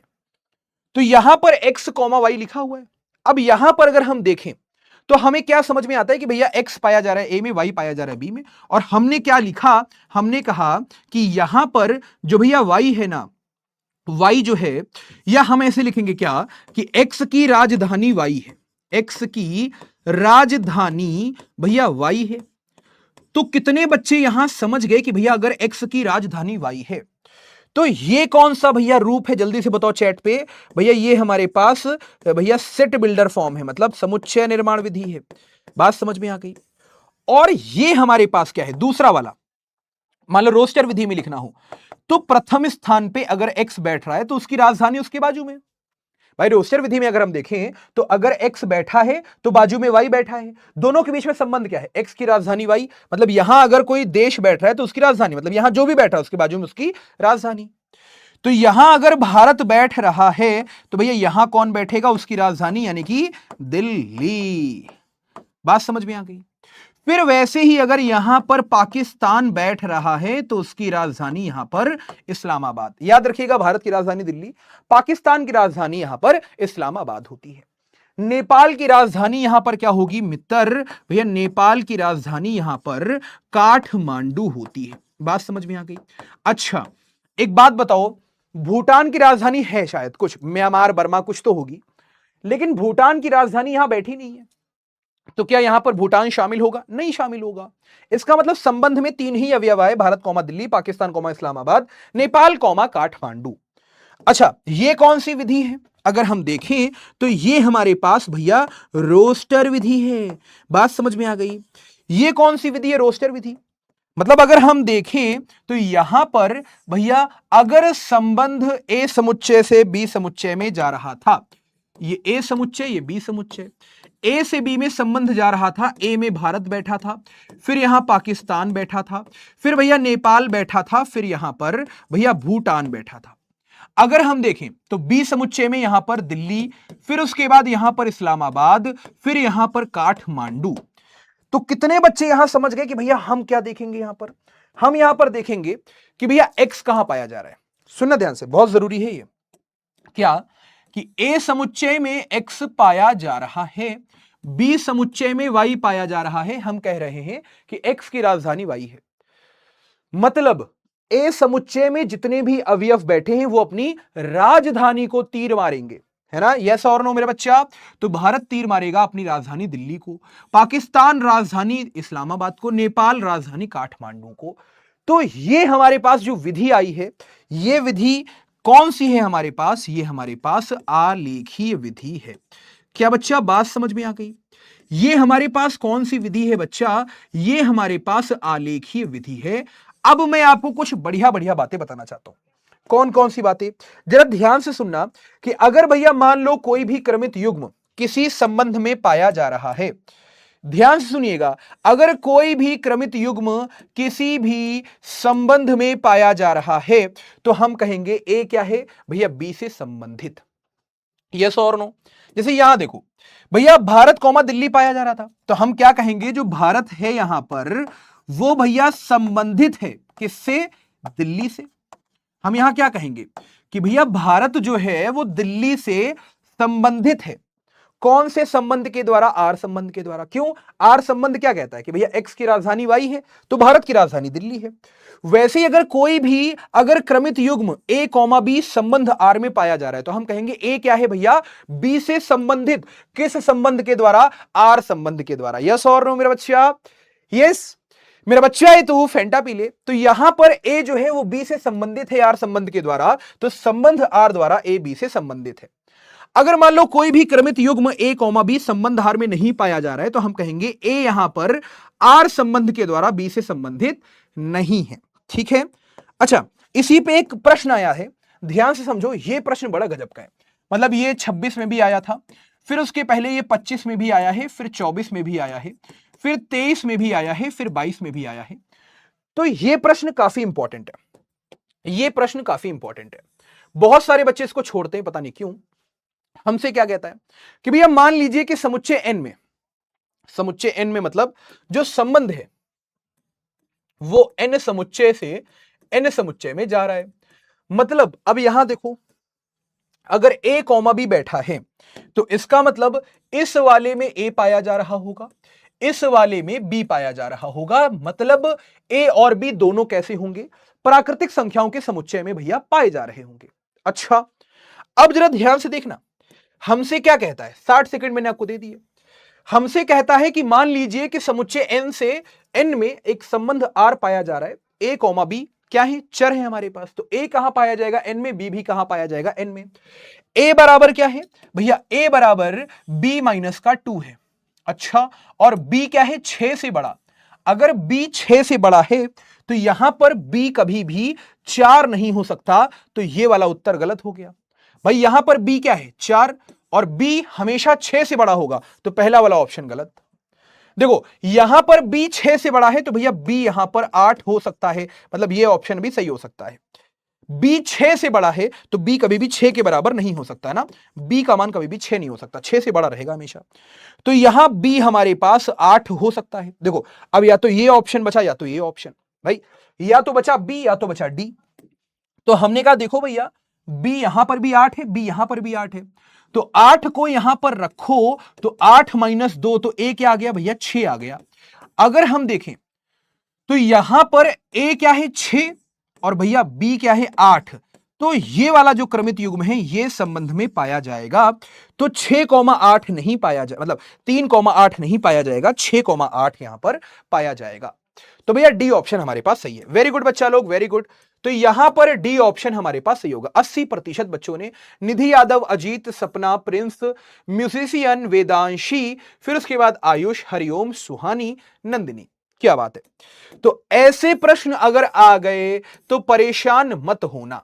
अब जरा ध्यान से समझना, मान लो एक उदाहरण लेते हैं हम, क्या कि भैया ए समुच्चय क्या है 1 2 3, भैया बी समुच्चय क्या है -1 -2 -3। एक संबंध लिखा हुआ है क्या कि भैया x कहां पाया जा रहा है, x, y पाया जा रहा है आर में, x कहां पाया जा रहा है a में, y कहां पाया जा रहा है b में, और हमको संबंध बाद में बता दिया कि x और y को जोड़ोगे तो 0 मिलेगा। तो हमने कहा a समुच्चय में x पाया जा रहा है, b समुच्चय में y पाया जा रहा है, तो x और y को जोड़ोगे तो 0 मिलेगा, मतलब 1 को -1 के साथ जोड़ोगे तो 0 मिलेगा। तो ये हमको क्रमित युग्म मिल चुका है संबंध में। 2 को अगर -2 के साथ जोड़ोगे तो 0 मिलेगा, तो ये भी क्रमित युग्म मिल चुका है संबंध में। 3 को अगर -3 के साथ जोड़ोगे तो ये भी क्रमित युग्म हमको मिल चुका है संबंध में। मतलब अगर आप इसको आलेखीय विधि में बना रहे हैं तो ध्यान दीजिएगा मित्र, ध्यान दीजिएगा क्या कि यहां पर ये क्या है a समुच्चय, ये क्या है b समुच्चय। a में 1 पाया गया, 2 पाया गया, 3 पाया गया, b में -1, फिर यहां -2, फिर यहां -3। अब जरा ध्यान से देखो, a समुच्चय से b समुच्चय में संबंध जा रहा है, यहां x पाया जा रहा है, यहां y पाया जा रहा है। संबंध कहता है x + y = 0। मतलब ये अपने से ऐसे अवयव को तीर मारेगा जब दोनों को जोड़ोगे तो 0 आएगा। तो कितने बच्चे समझ गए कि यहां पर एक किसको तीर मारेगा, -1 को। पूछो क्यों? भैया यहां पर 1 और -1 मिलकर 0 बना लेंगे। 2 तीर मारेगा -2 को, क्यों? 2 और -2 0 बना लेंगे। 3 और -3 यहां पर 0 बना लेंगे।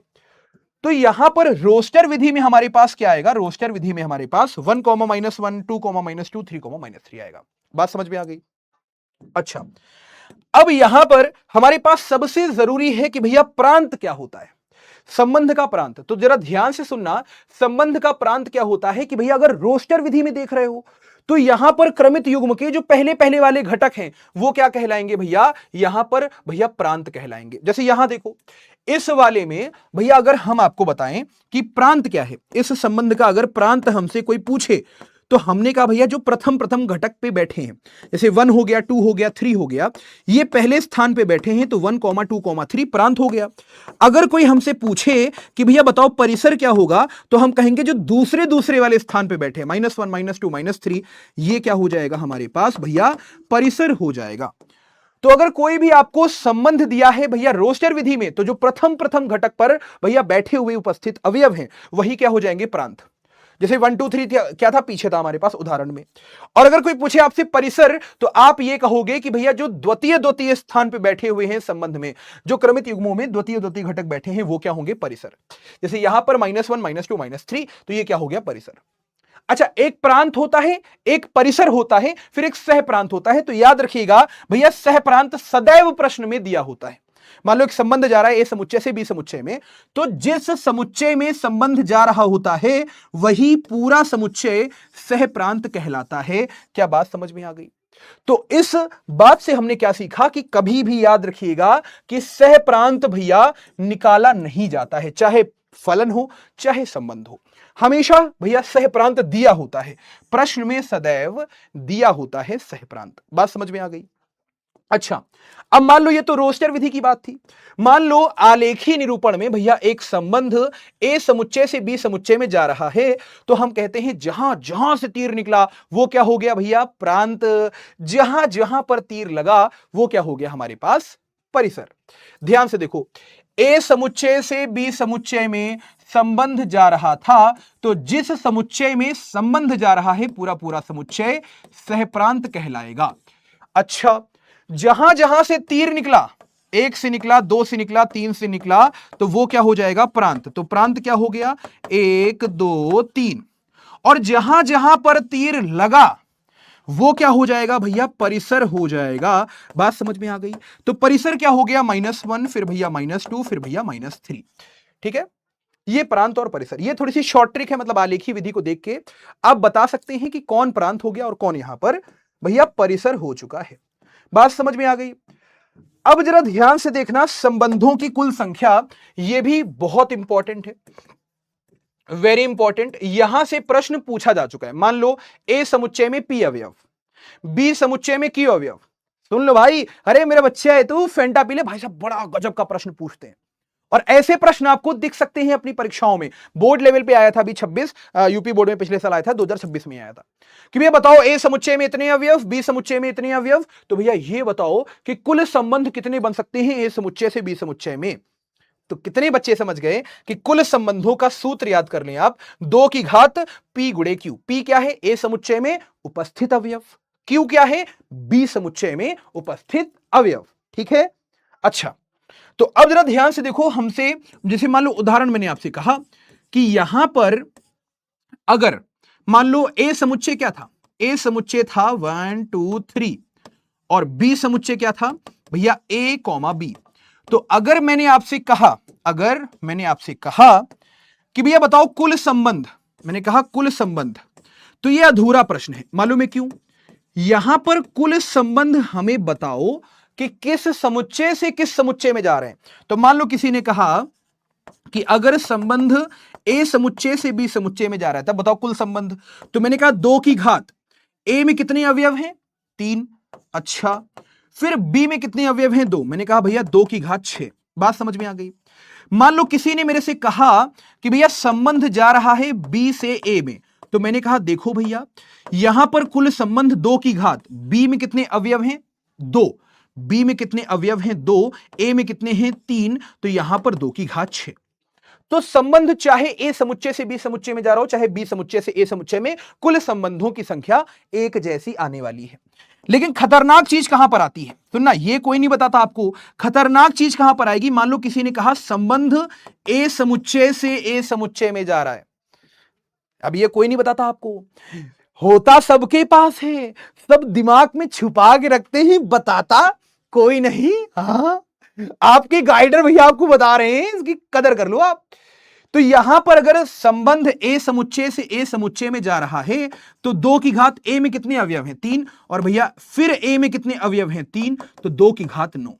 अच्छा, फिर वैसे ही अगर मान लो यहां पर संबंध बी समुच्चय से बी समुच्चय में जा रहा है तो 2 की घात, भैया बी में कितने अवयव हैं? 2। और यहां पर बी में कितने अवयव हैं? 2, मतलब 2 की घात 4। बात समझ में आ गई? ये बड़ी काम की बात है। फिर एक वेरी इंपॉर्टेंट बात, क्या कि अगर संबंध ए समुच्चय से बी समुच्चय में जा रहा है तो संबंध उप समुच्चय होता है ए गुणे बी का। मान लो अगर संबंध भैया बी समुच्चय से ए समुच्चय में जा रहा है तो संबंध उप समुच्चय होता है बी गुणे ए का। अगर मान लो संबंध ए समुच्चय से ए समुच्चय में जा रहा है तो संबंध होता है ए गुणे ए का उप समुच्चय। और अगर संबंध बी समुच्चय से बी समुच्चय में जा रहा है तो संबंध होता है भैया यहां पर बी गुणे बी का उप समुच्चय। ये 4 बातें हैं, लेकिन बड़ी गजब की बातें हैं। ठीक है, याद रखिएगा भैया, अगर मान लो ए से ए में जा रहा है संबंध तो वो ए गुणे ए का उप समुच्चय। मान लो ए से बी में जा रहा है तो ए गुणे बी का उप समुच्चय। बी से ए में जा रहा है तो भैया बी गुणे ए का उप समुच्चय। ये 4 बातें हैं, लेकिन बहुत गर्दा उड़ा देने वाली बातें हैं। अब जरा ध्यान से देखो, ये एनसीईआरटी का प्रश्न है, 2022 में आ रखा है, 23 में, 24 में, 25 में, 26 में रिपीट किया था। और आपके गाइडर भैया ये भविष्यवाणी कर रहे हैं कि 27 में एक सेट में फंस जाएगा। क्या बोलता है प्रश्न? कहता है कि यदि 2 परिमित समुच्चय है, परिमित समुच्चय का मतलब जिसमें सीमित अवयव है, गिनती वाले अवयव हैं, ए तथा बी में अवयव। अच्छा, ए में कितने अवयव हैं? सुनना ध्यान से, ए में कितने अवयव हैं भैया? एम अवयव। बी में कितने अवयव हैं भैया? एन अवयव। तो कहता है ए से बी में कुल संबंधों की संख्या, मतलब यहां पर 60 सेकंड दे रहा हूं मैं आपको। हमसे क्या कहता है कि अगर संबंध ए समुच्चय से बी समुच्चय में जा रहा है तो भैया बताओ कुल अवयव मतलब कुल संबंध कितने होंगे। तो हमने कहा भैया ये तो बहुत ही सरल है, कैसे करोगे आप। भैया कुल संबंध 2 की घात। अब देखो, यस मेरा बच्चा है तू फेंटा पी ले। ए में कितने अवयव हैं भैया m, तो यहां m हो जाएगा। b में कितने अवयव हैं n, तो यहां 2 की घात m गुणे n, यानी कि भैया बी ऑप्शन सही होगा। यही प्रश्न बहुत सालों से यूपी बोर्ड पूछता हुआ चला रहा है। यस हाँ बेटा, गुड इवनिंग बच्चा, गुड इवनिंग। तो यहां पर बी ऑप्शन हमारे पास सही हो जाएगा। तो आज की जितनी भी बातें थी भैया हम लोगों ने यहां पर कर ली है। चलो एक सवाल मैं आपको यहां पर समझाता हूं। यस मेरे बच्चे है तू, एक सवाल कर लेते हैं फटाफट से, कुछ बहुविकल्पीय प्रश्न, फिर मैं आपसे लेता हूं विदा, मिलता हूं आपसे नेक्स्ट क्लास में। ऐप पर होगी क्लास हमारी, ठीक है, यूट्यूब पर, हाँ यूट्यूब पर नहीं होगी, ठीक है। चलिए, तो यहां पर भैया कितने प्रतिशत बच्चों ने आंसर किया है, 96% बच्चों ने गर्दा उड़ाई दिए। यश, Prince, Royal, Shri, Khushi, Indian boys, Vedanshi, Nandini, musician Ajit, Nidhi. Yes चलो, एक प्रश्न हमारे पास ये है, ये मैं अपनी तरफ से प्रश्न लाया हूं, ये पूछे नहीं गए हैं लेकिन संभावित है कि भैया आपसे पूछे जा सकते हैं। याद रखिएगा कि भैया चीते की चाल, बाज की नजर और गाइडर भैया के कॉन्सेप्ट पे कभी भी शक नहीं करते। हाँ, माना कि a बराबर 1 2 3 4, b बराबर XYZ और संबंध a से b में इस प्रकार से जा रहा है कि r बराबर ये, रोस्टर विधि दे दिया। अगर रोस्टर विधि दे दिया तो भैया यहां पर पहले पहले वाले घटक प्रांत, दूजे दूजे वाले परिसर। तो भैया बताओ प्रांत क्या होगा, भैया बताओ परिसर क्या होगा। आपको समय मिल रहा है 45 सेकंड का, जल्दी से, तो ध्यान से देखो भैया यहां पर ये रोस्टर विधि में संबंध दिया है। प्रथम प्रथम घटक वाले क्या हो जाएंगे, प्रांत। तो भैया प्रांत क्या हो गया, यहां पर 1, देखो 1, फिर यहां पर 1 आ रहा है तो 1 को 2 बार लिखने की जरूरत नहीं है, फिर यहां 3, फिर यहां 4, तो प्रांत क्या हो गया 1 3 4। परिसर क्या हो गया भैया, परिसर हो जाएगा दूसरे दूसरे वाले घटक x, फिर यहां पर z, फिर यहां पर x को दोबारा क्यों लिखे y, तो यहां पर सही से लिखो तो परिसर क्या हो जाएगा XYZ भी हो जाएगा ना। तो प्रांत क्या है 1 3 4, परिसर क्या है XYZ, पहला वाला ऑप्शन सही है। प्रांत क्या है 1 2 3 4 नहीं, प्रांत क्या है 1 4 नहीं, प्रांत क्या है 1 3 4 हां, लेकिन परिसर क्या है XYZ, तो ये भी नहीं। तो ए ऑप्शन हमारे पास सही हो जाएगा। तो ऐसे हमें भैया यहां पर आंसर करना होता है। क्या सभी बच्चों को क्लियर है। यस मेरे बच्चे है तू फेंटा पी ले। तो अब एक सवाल और कर लेते हैं, फिर जरा जल्दी से देखो यहां पर भाई साहब। यस यस भाई साहब जरा ध्यान से देखना। एक और, चलो चलो चलो, जरा ध्यान से देखो, यहां पर हमारे पास कौन सा सही होगा, ए वाला सही होगा। चलिए ओके, नंदिनी, खुशी, देवेंद्र, गुड।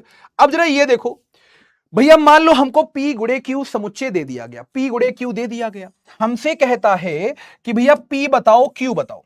अब यहां कॉमन सेंस लगेगा, मैंने आपको समझाया था, 45 सेकंड का समय दे रहा हूं। देखो कॉमन सेंस क्या लगेगा मालूम है, कॉमन सेंस यहां पर यह लगेगा कि भैया P गुणे Q अगर है तो प्रथम प्रथम वाले जो घटक होंगे हमारे पास है ना, जैसे P हो गया, P हो गया, P हो गया, Q हो गया, Q हो गया, Q हो गया, R हो गया, R हो गया, R हो गया, ये सब पहले वाले समुच्चय में पाए जाएंगे। तो P में क्या पाया जाएगा भैया, छोटा p, छोटा q, छोटा r। और फिर जो दूसरे दूसरे वाले अवयव हैं P Q S, P Q S, P Q S, ये सब दूसरे वाले में पाए जाएंगे। तो भैया पी क्यू एस दूसरे वाले में पाया जाएगा। तो यहां पर पी क्यू आर पी में, पी क्यू एस क्यू में, यही हमारे पास आंसर है। याद रखिएगा, अगर ए गुणे बी मतलब दो समुच्चयों का कार्तीय गुणन दे रखा है रोस्टर विधि में, तो पहले पहले वाले घटक कहां पाए जाएंगे, पहले समुच्चय में, दूसरे दूसरे वाले दूसरे समुच्चय में, काम खत्म। ठीक है, तो यहां पर ए हमारे पास सही ऑप्शन होगा। अब एक सवाल और कर लेते हैं, फिर चलते हैं। चलो भैया, ओम फ्रोम, चले भैया, चल भैया सेल्फी ले ले रे, खत्म हो गई है क्लास, कुछ बढ़िया बढ़िया सवाल कर लेते हैं। हाँ चलो भैया, हो गया क्लास खत्म। चलो ये सवाल कर लेते हैं। तो यहां पर हमारे पास ए सही हो जाएगा। Okay, Shubh Panchal, very good बेटा। Komal, Nitin, Ajit, good good good. अब से ये देखो, संबंध आर अगर ए से बी में संबंध दिया गया है ये, तो बताओ भैया प्रांत क्या होगा। अरे कितना बेकार सा प्रश्न है, हैं? कितना बेकार सा प्रश्न है, प्रांत ही तो बताना है।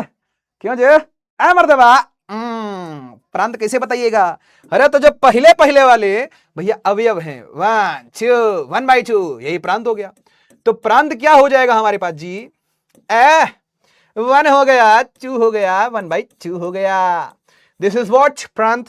तो 1 हो गया, 2 हो गया, 1/2 हो गया। सी वाला सही होगा। यस, क्या बात है, क्या बात है कि अश्क को आंखों में छुपाऊंगा चला जाऊंगा।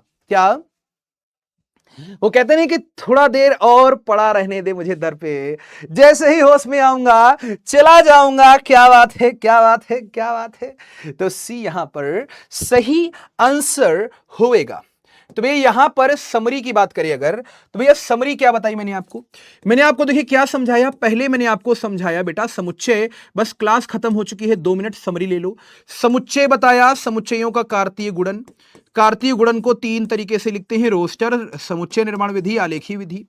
फिर मैंने आपको बताया क्रमित युग्म की समानता। अगर 2 क्रमित युग्म बराबर हैं तो प्रथम घटक के बराबर होगा, द्वितीय घटक के बराबर होगा। इसमें आपसे प्रश्न पूछा जा चुका है। फिर मैंने आपको यह समझाया कि संबंध क्या होता है। संबंध यानी कि 2 समुच्चयों के बीच में कोई संबंध होता है। मान लो ए समुच्चय से बी समुच्चय में संबंध जा रहा है, तो यह क्या होगा, ए गुणे बी का उपसमुच्चय होगा। कुल संबंधों की संख्या भी मैंने आपको बताई कि अगर ए समुच्चय में यहां पी अवयव हैं, बी समुच्चय में यहां क्यू अवयव हैं, और संबंध अगर ए से बी में जा रहा है तो कुल संबंध कितने होंगे? 2 की घात ए में पी बैठा है, फिर बी में क्यू बैठा है, 2 की घात पी क्यू। निर्भर करता है संबंध किस समुच्चय से किस समुच्चय में जा रहा है। मान लो किसी ने कहा संबंध भैया ए समुच्चय से ए समुच्चय में जा रहा है, तो कुल संबंध कितने होंगे हमारे पास? 2 की घात ए में बैठे हैं पी अवयव, फिर ए में बैठे हैं पी अवयव, तो यहां 2 की घात भैया पी स्क्वायर। बात समझ में आ रही है? तो ये मैंने आपको बताया। फिर मैंने आपको प्रांत परिसर बताया। ठीक है बेटा, चलो बहुत सारे बच्चों ने यहां पर आंसर किया है, वेरी गुड। फिर मैंने आपको समझाया प्रांत, याद रखिएगा जहां जहां से तीर निकला प्रांत, जहां जहां तीर लगा भैया वो परिसर, यानी कि रोस्टर विधि में प्रथम घटक प्रांत, द्वितीय परिसर। मान लो अगर संबंध ए समुच्चय से बी समुच्चय में जा रहा है तो बी वाला क्या होगा? सह प्रांत। बोलो स्वाहा। तो पहली क्लास कैसी लगी मित्र, जल्दी से बताना। यस, होमवर्क क्या है? डीपीपी में आपके 10 प्रश्न होंगे, अच्छे से लगा लेना। लेक्चर 1 को अच्छे से समझ लेना, रिवाइज कर लेना। उसके अलावा यार आज तो पहली क्लास है। हाँ, होमवर्क में आप कमेंट करना क्लास कैसी लगी, और सबसे ज्यादा जरूरी है जो मैं देखूंगा कि भैया कहां से हो, आपका नाम, आप कहां से हो, मतलब आपका जिला मान लो, डिस्ट्रिक्ट मान लो, और आपका मैथ में टारगेट कितना है ना, मैथ में टारगेट कितना है, ये मैं जरूर देखूंगा। यस, कमेंट्स खोल खोल कर। यस, क्योंकि कहते नहीं है क्या कि राह के पत्थर को चकनाचूर होना चाहिए, वार चाहे एक हो भरपूर होना चाहिए। इस क्लास के नोट्स आपको डीपीपी ऐप पे मिलेंगे बिल्कुल फ्री। तो क्या करना है, बैच का लिंक डिस्क्रिप्शन में है, जाना है, परिश्रम 2.0 का बैच आपको भैया देखना है, वहां पर आपको इस क्लास के नोट्स मिल जाएंगे। थैंक यू दोस्त, बस यही कहूंगा, क्या लीडर बोर्ड दिखा दो सर। ओके बच्चा, लीडर बोर्ड दिखा रहा हूं। तो यहां पर लीडर बोर्ड में वेदांशी, फिर नंदिनी, फिर म्यूजिशियन, कृष्णा, खुशी, कल्पना, अंकित, नैन्सी, प्रिंस, लवली, अजीत, वंदना, बहुत सारे बच्चे हैं। एक गाना है आपके सामने सुनाता हूं, फिर आपसे विदा लेता हूं। क्या कमेंट में बताइएगा क्लास आपको कैसी लगी है, ठीक है? क्या कि होश बातों का अक्सर नहीं था, दिल हमारा तो शायर नहीं था, अरे तूने लिख दी ये तकदीर, वरना इश्क वाला मुकद्दर नहीं था, तेरी नजरों के कारण छूटे हैं दिनों धर्म, किए जा तू किए जा अभी कुछ और सितम, नहीं संभला दिल मेरे संभाले, अरे इसे कर डाला तेरे हवाले, तू बचा ले या चाहे मिटा ले, अरे जा इश्क में चला ले तू अपनी मर्जियां, हाँ मैं तेरा तेरा तेरा, हाँ मैं तेरा तेरा तेरा, हाँ मैं तेरा तेरा तेरा हुआ। तो दोस्तों कमेंट जरूर करना, आपका नाम क्या है, आप कहां से हो, और कितना आप मैथ्स में टारगेट कर रहे हो, कमेंट करके जाना जब वीडियो खत्म हो जाए उसके बाद। तो बस मैं था आपका अपना गाइडर भैया फर्स्ट क्लास के लिए परिश्रम 2.0 की। जी हां, अगर आप लोगों ने बैच लिया तो मिलते हैं आप लोगों से बैच की क्लासेस में, बहुत मजा आने वाली है। जुलाई से पढ़ करके हम लोग भैया जनवरी तक के अपना सिलेबस अच्छे से खत्म करके रिवीजन करके 100 में 100 के लिए भैया अग्रसर हो रहे होंगे। तो बस लास्ट में यही कहूंगा क्या कि कर्म करो तो फल मिलता है, आज नहीं तो कल मिलता है, और कुआं जितना गहरा हो मीठा उतना जल मिलता है। अपने भैया को दीजिए इजाजत, मिलते हैं आप लोगों से नेक्स्ट क्लास में, तब तक के लिए टाटा बाय बाय, जय हिंद, लव यू।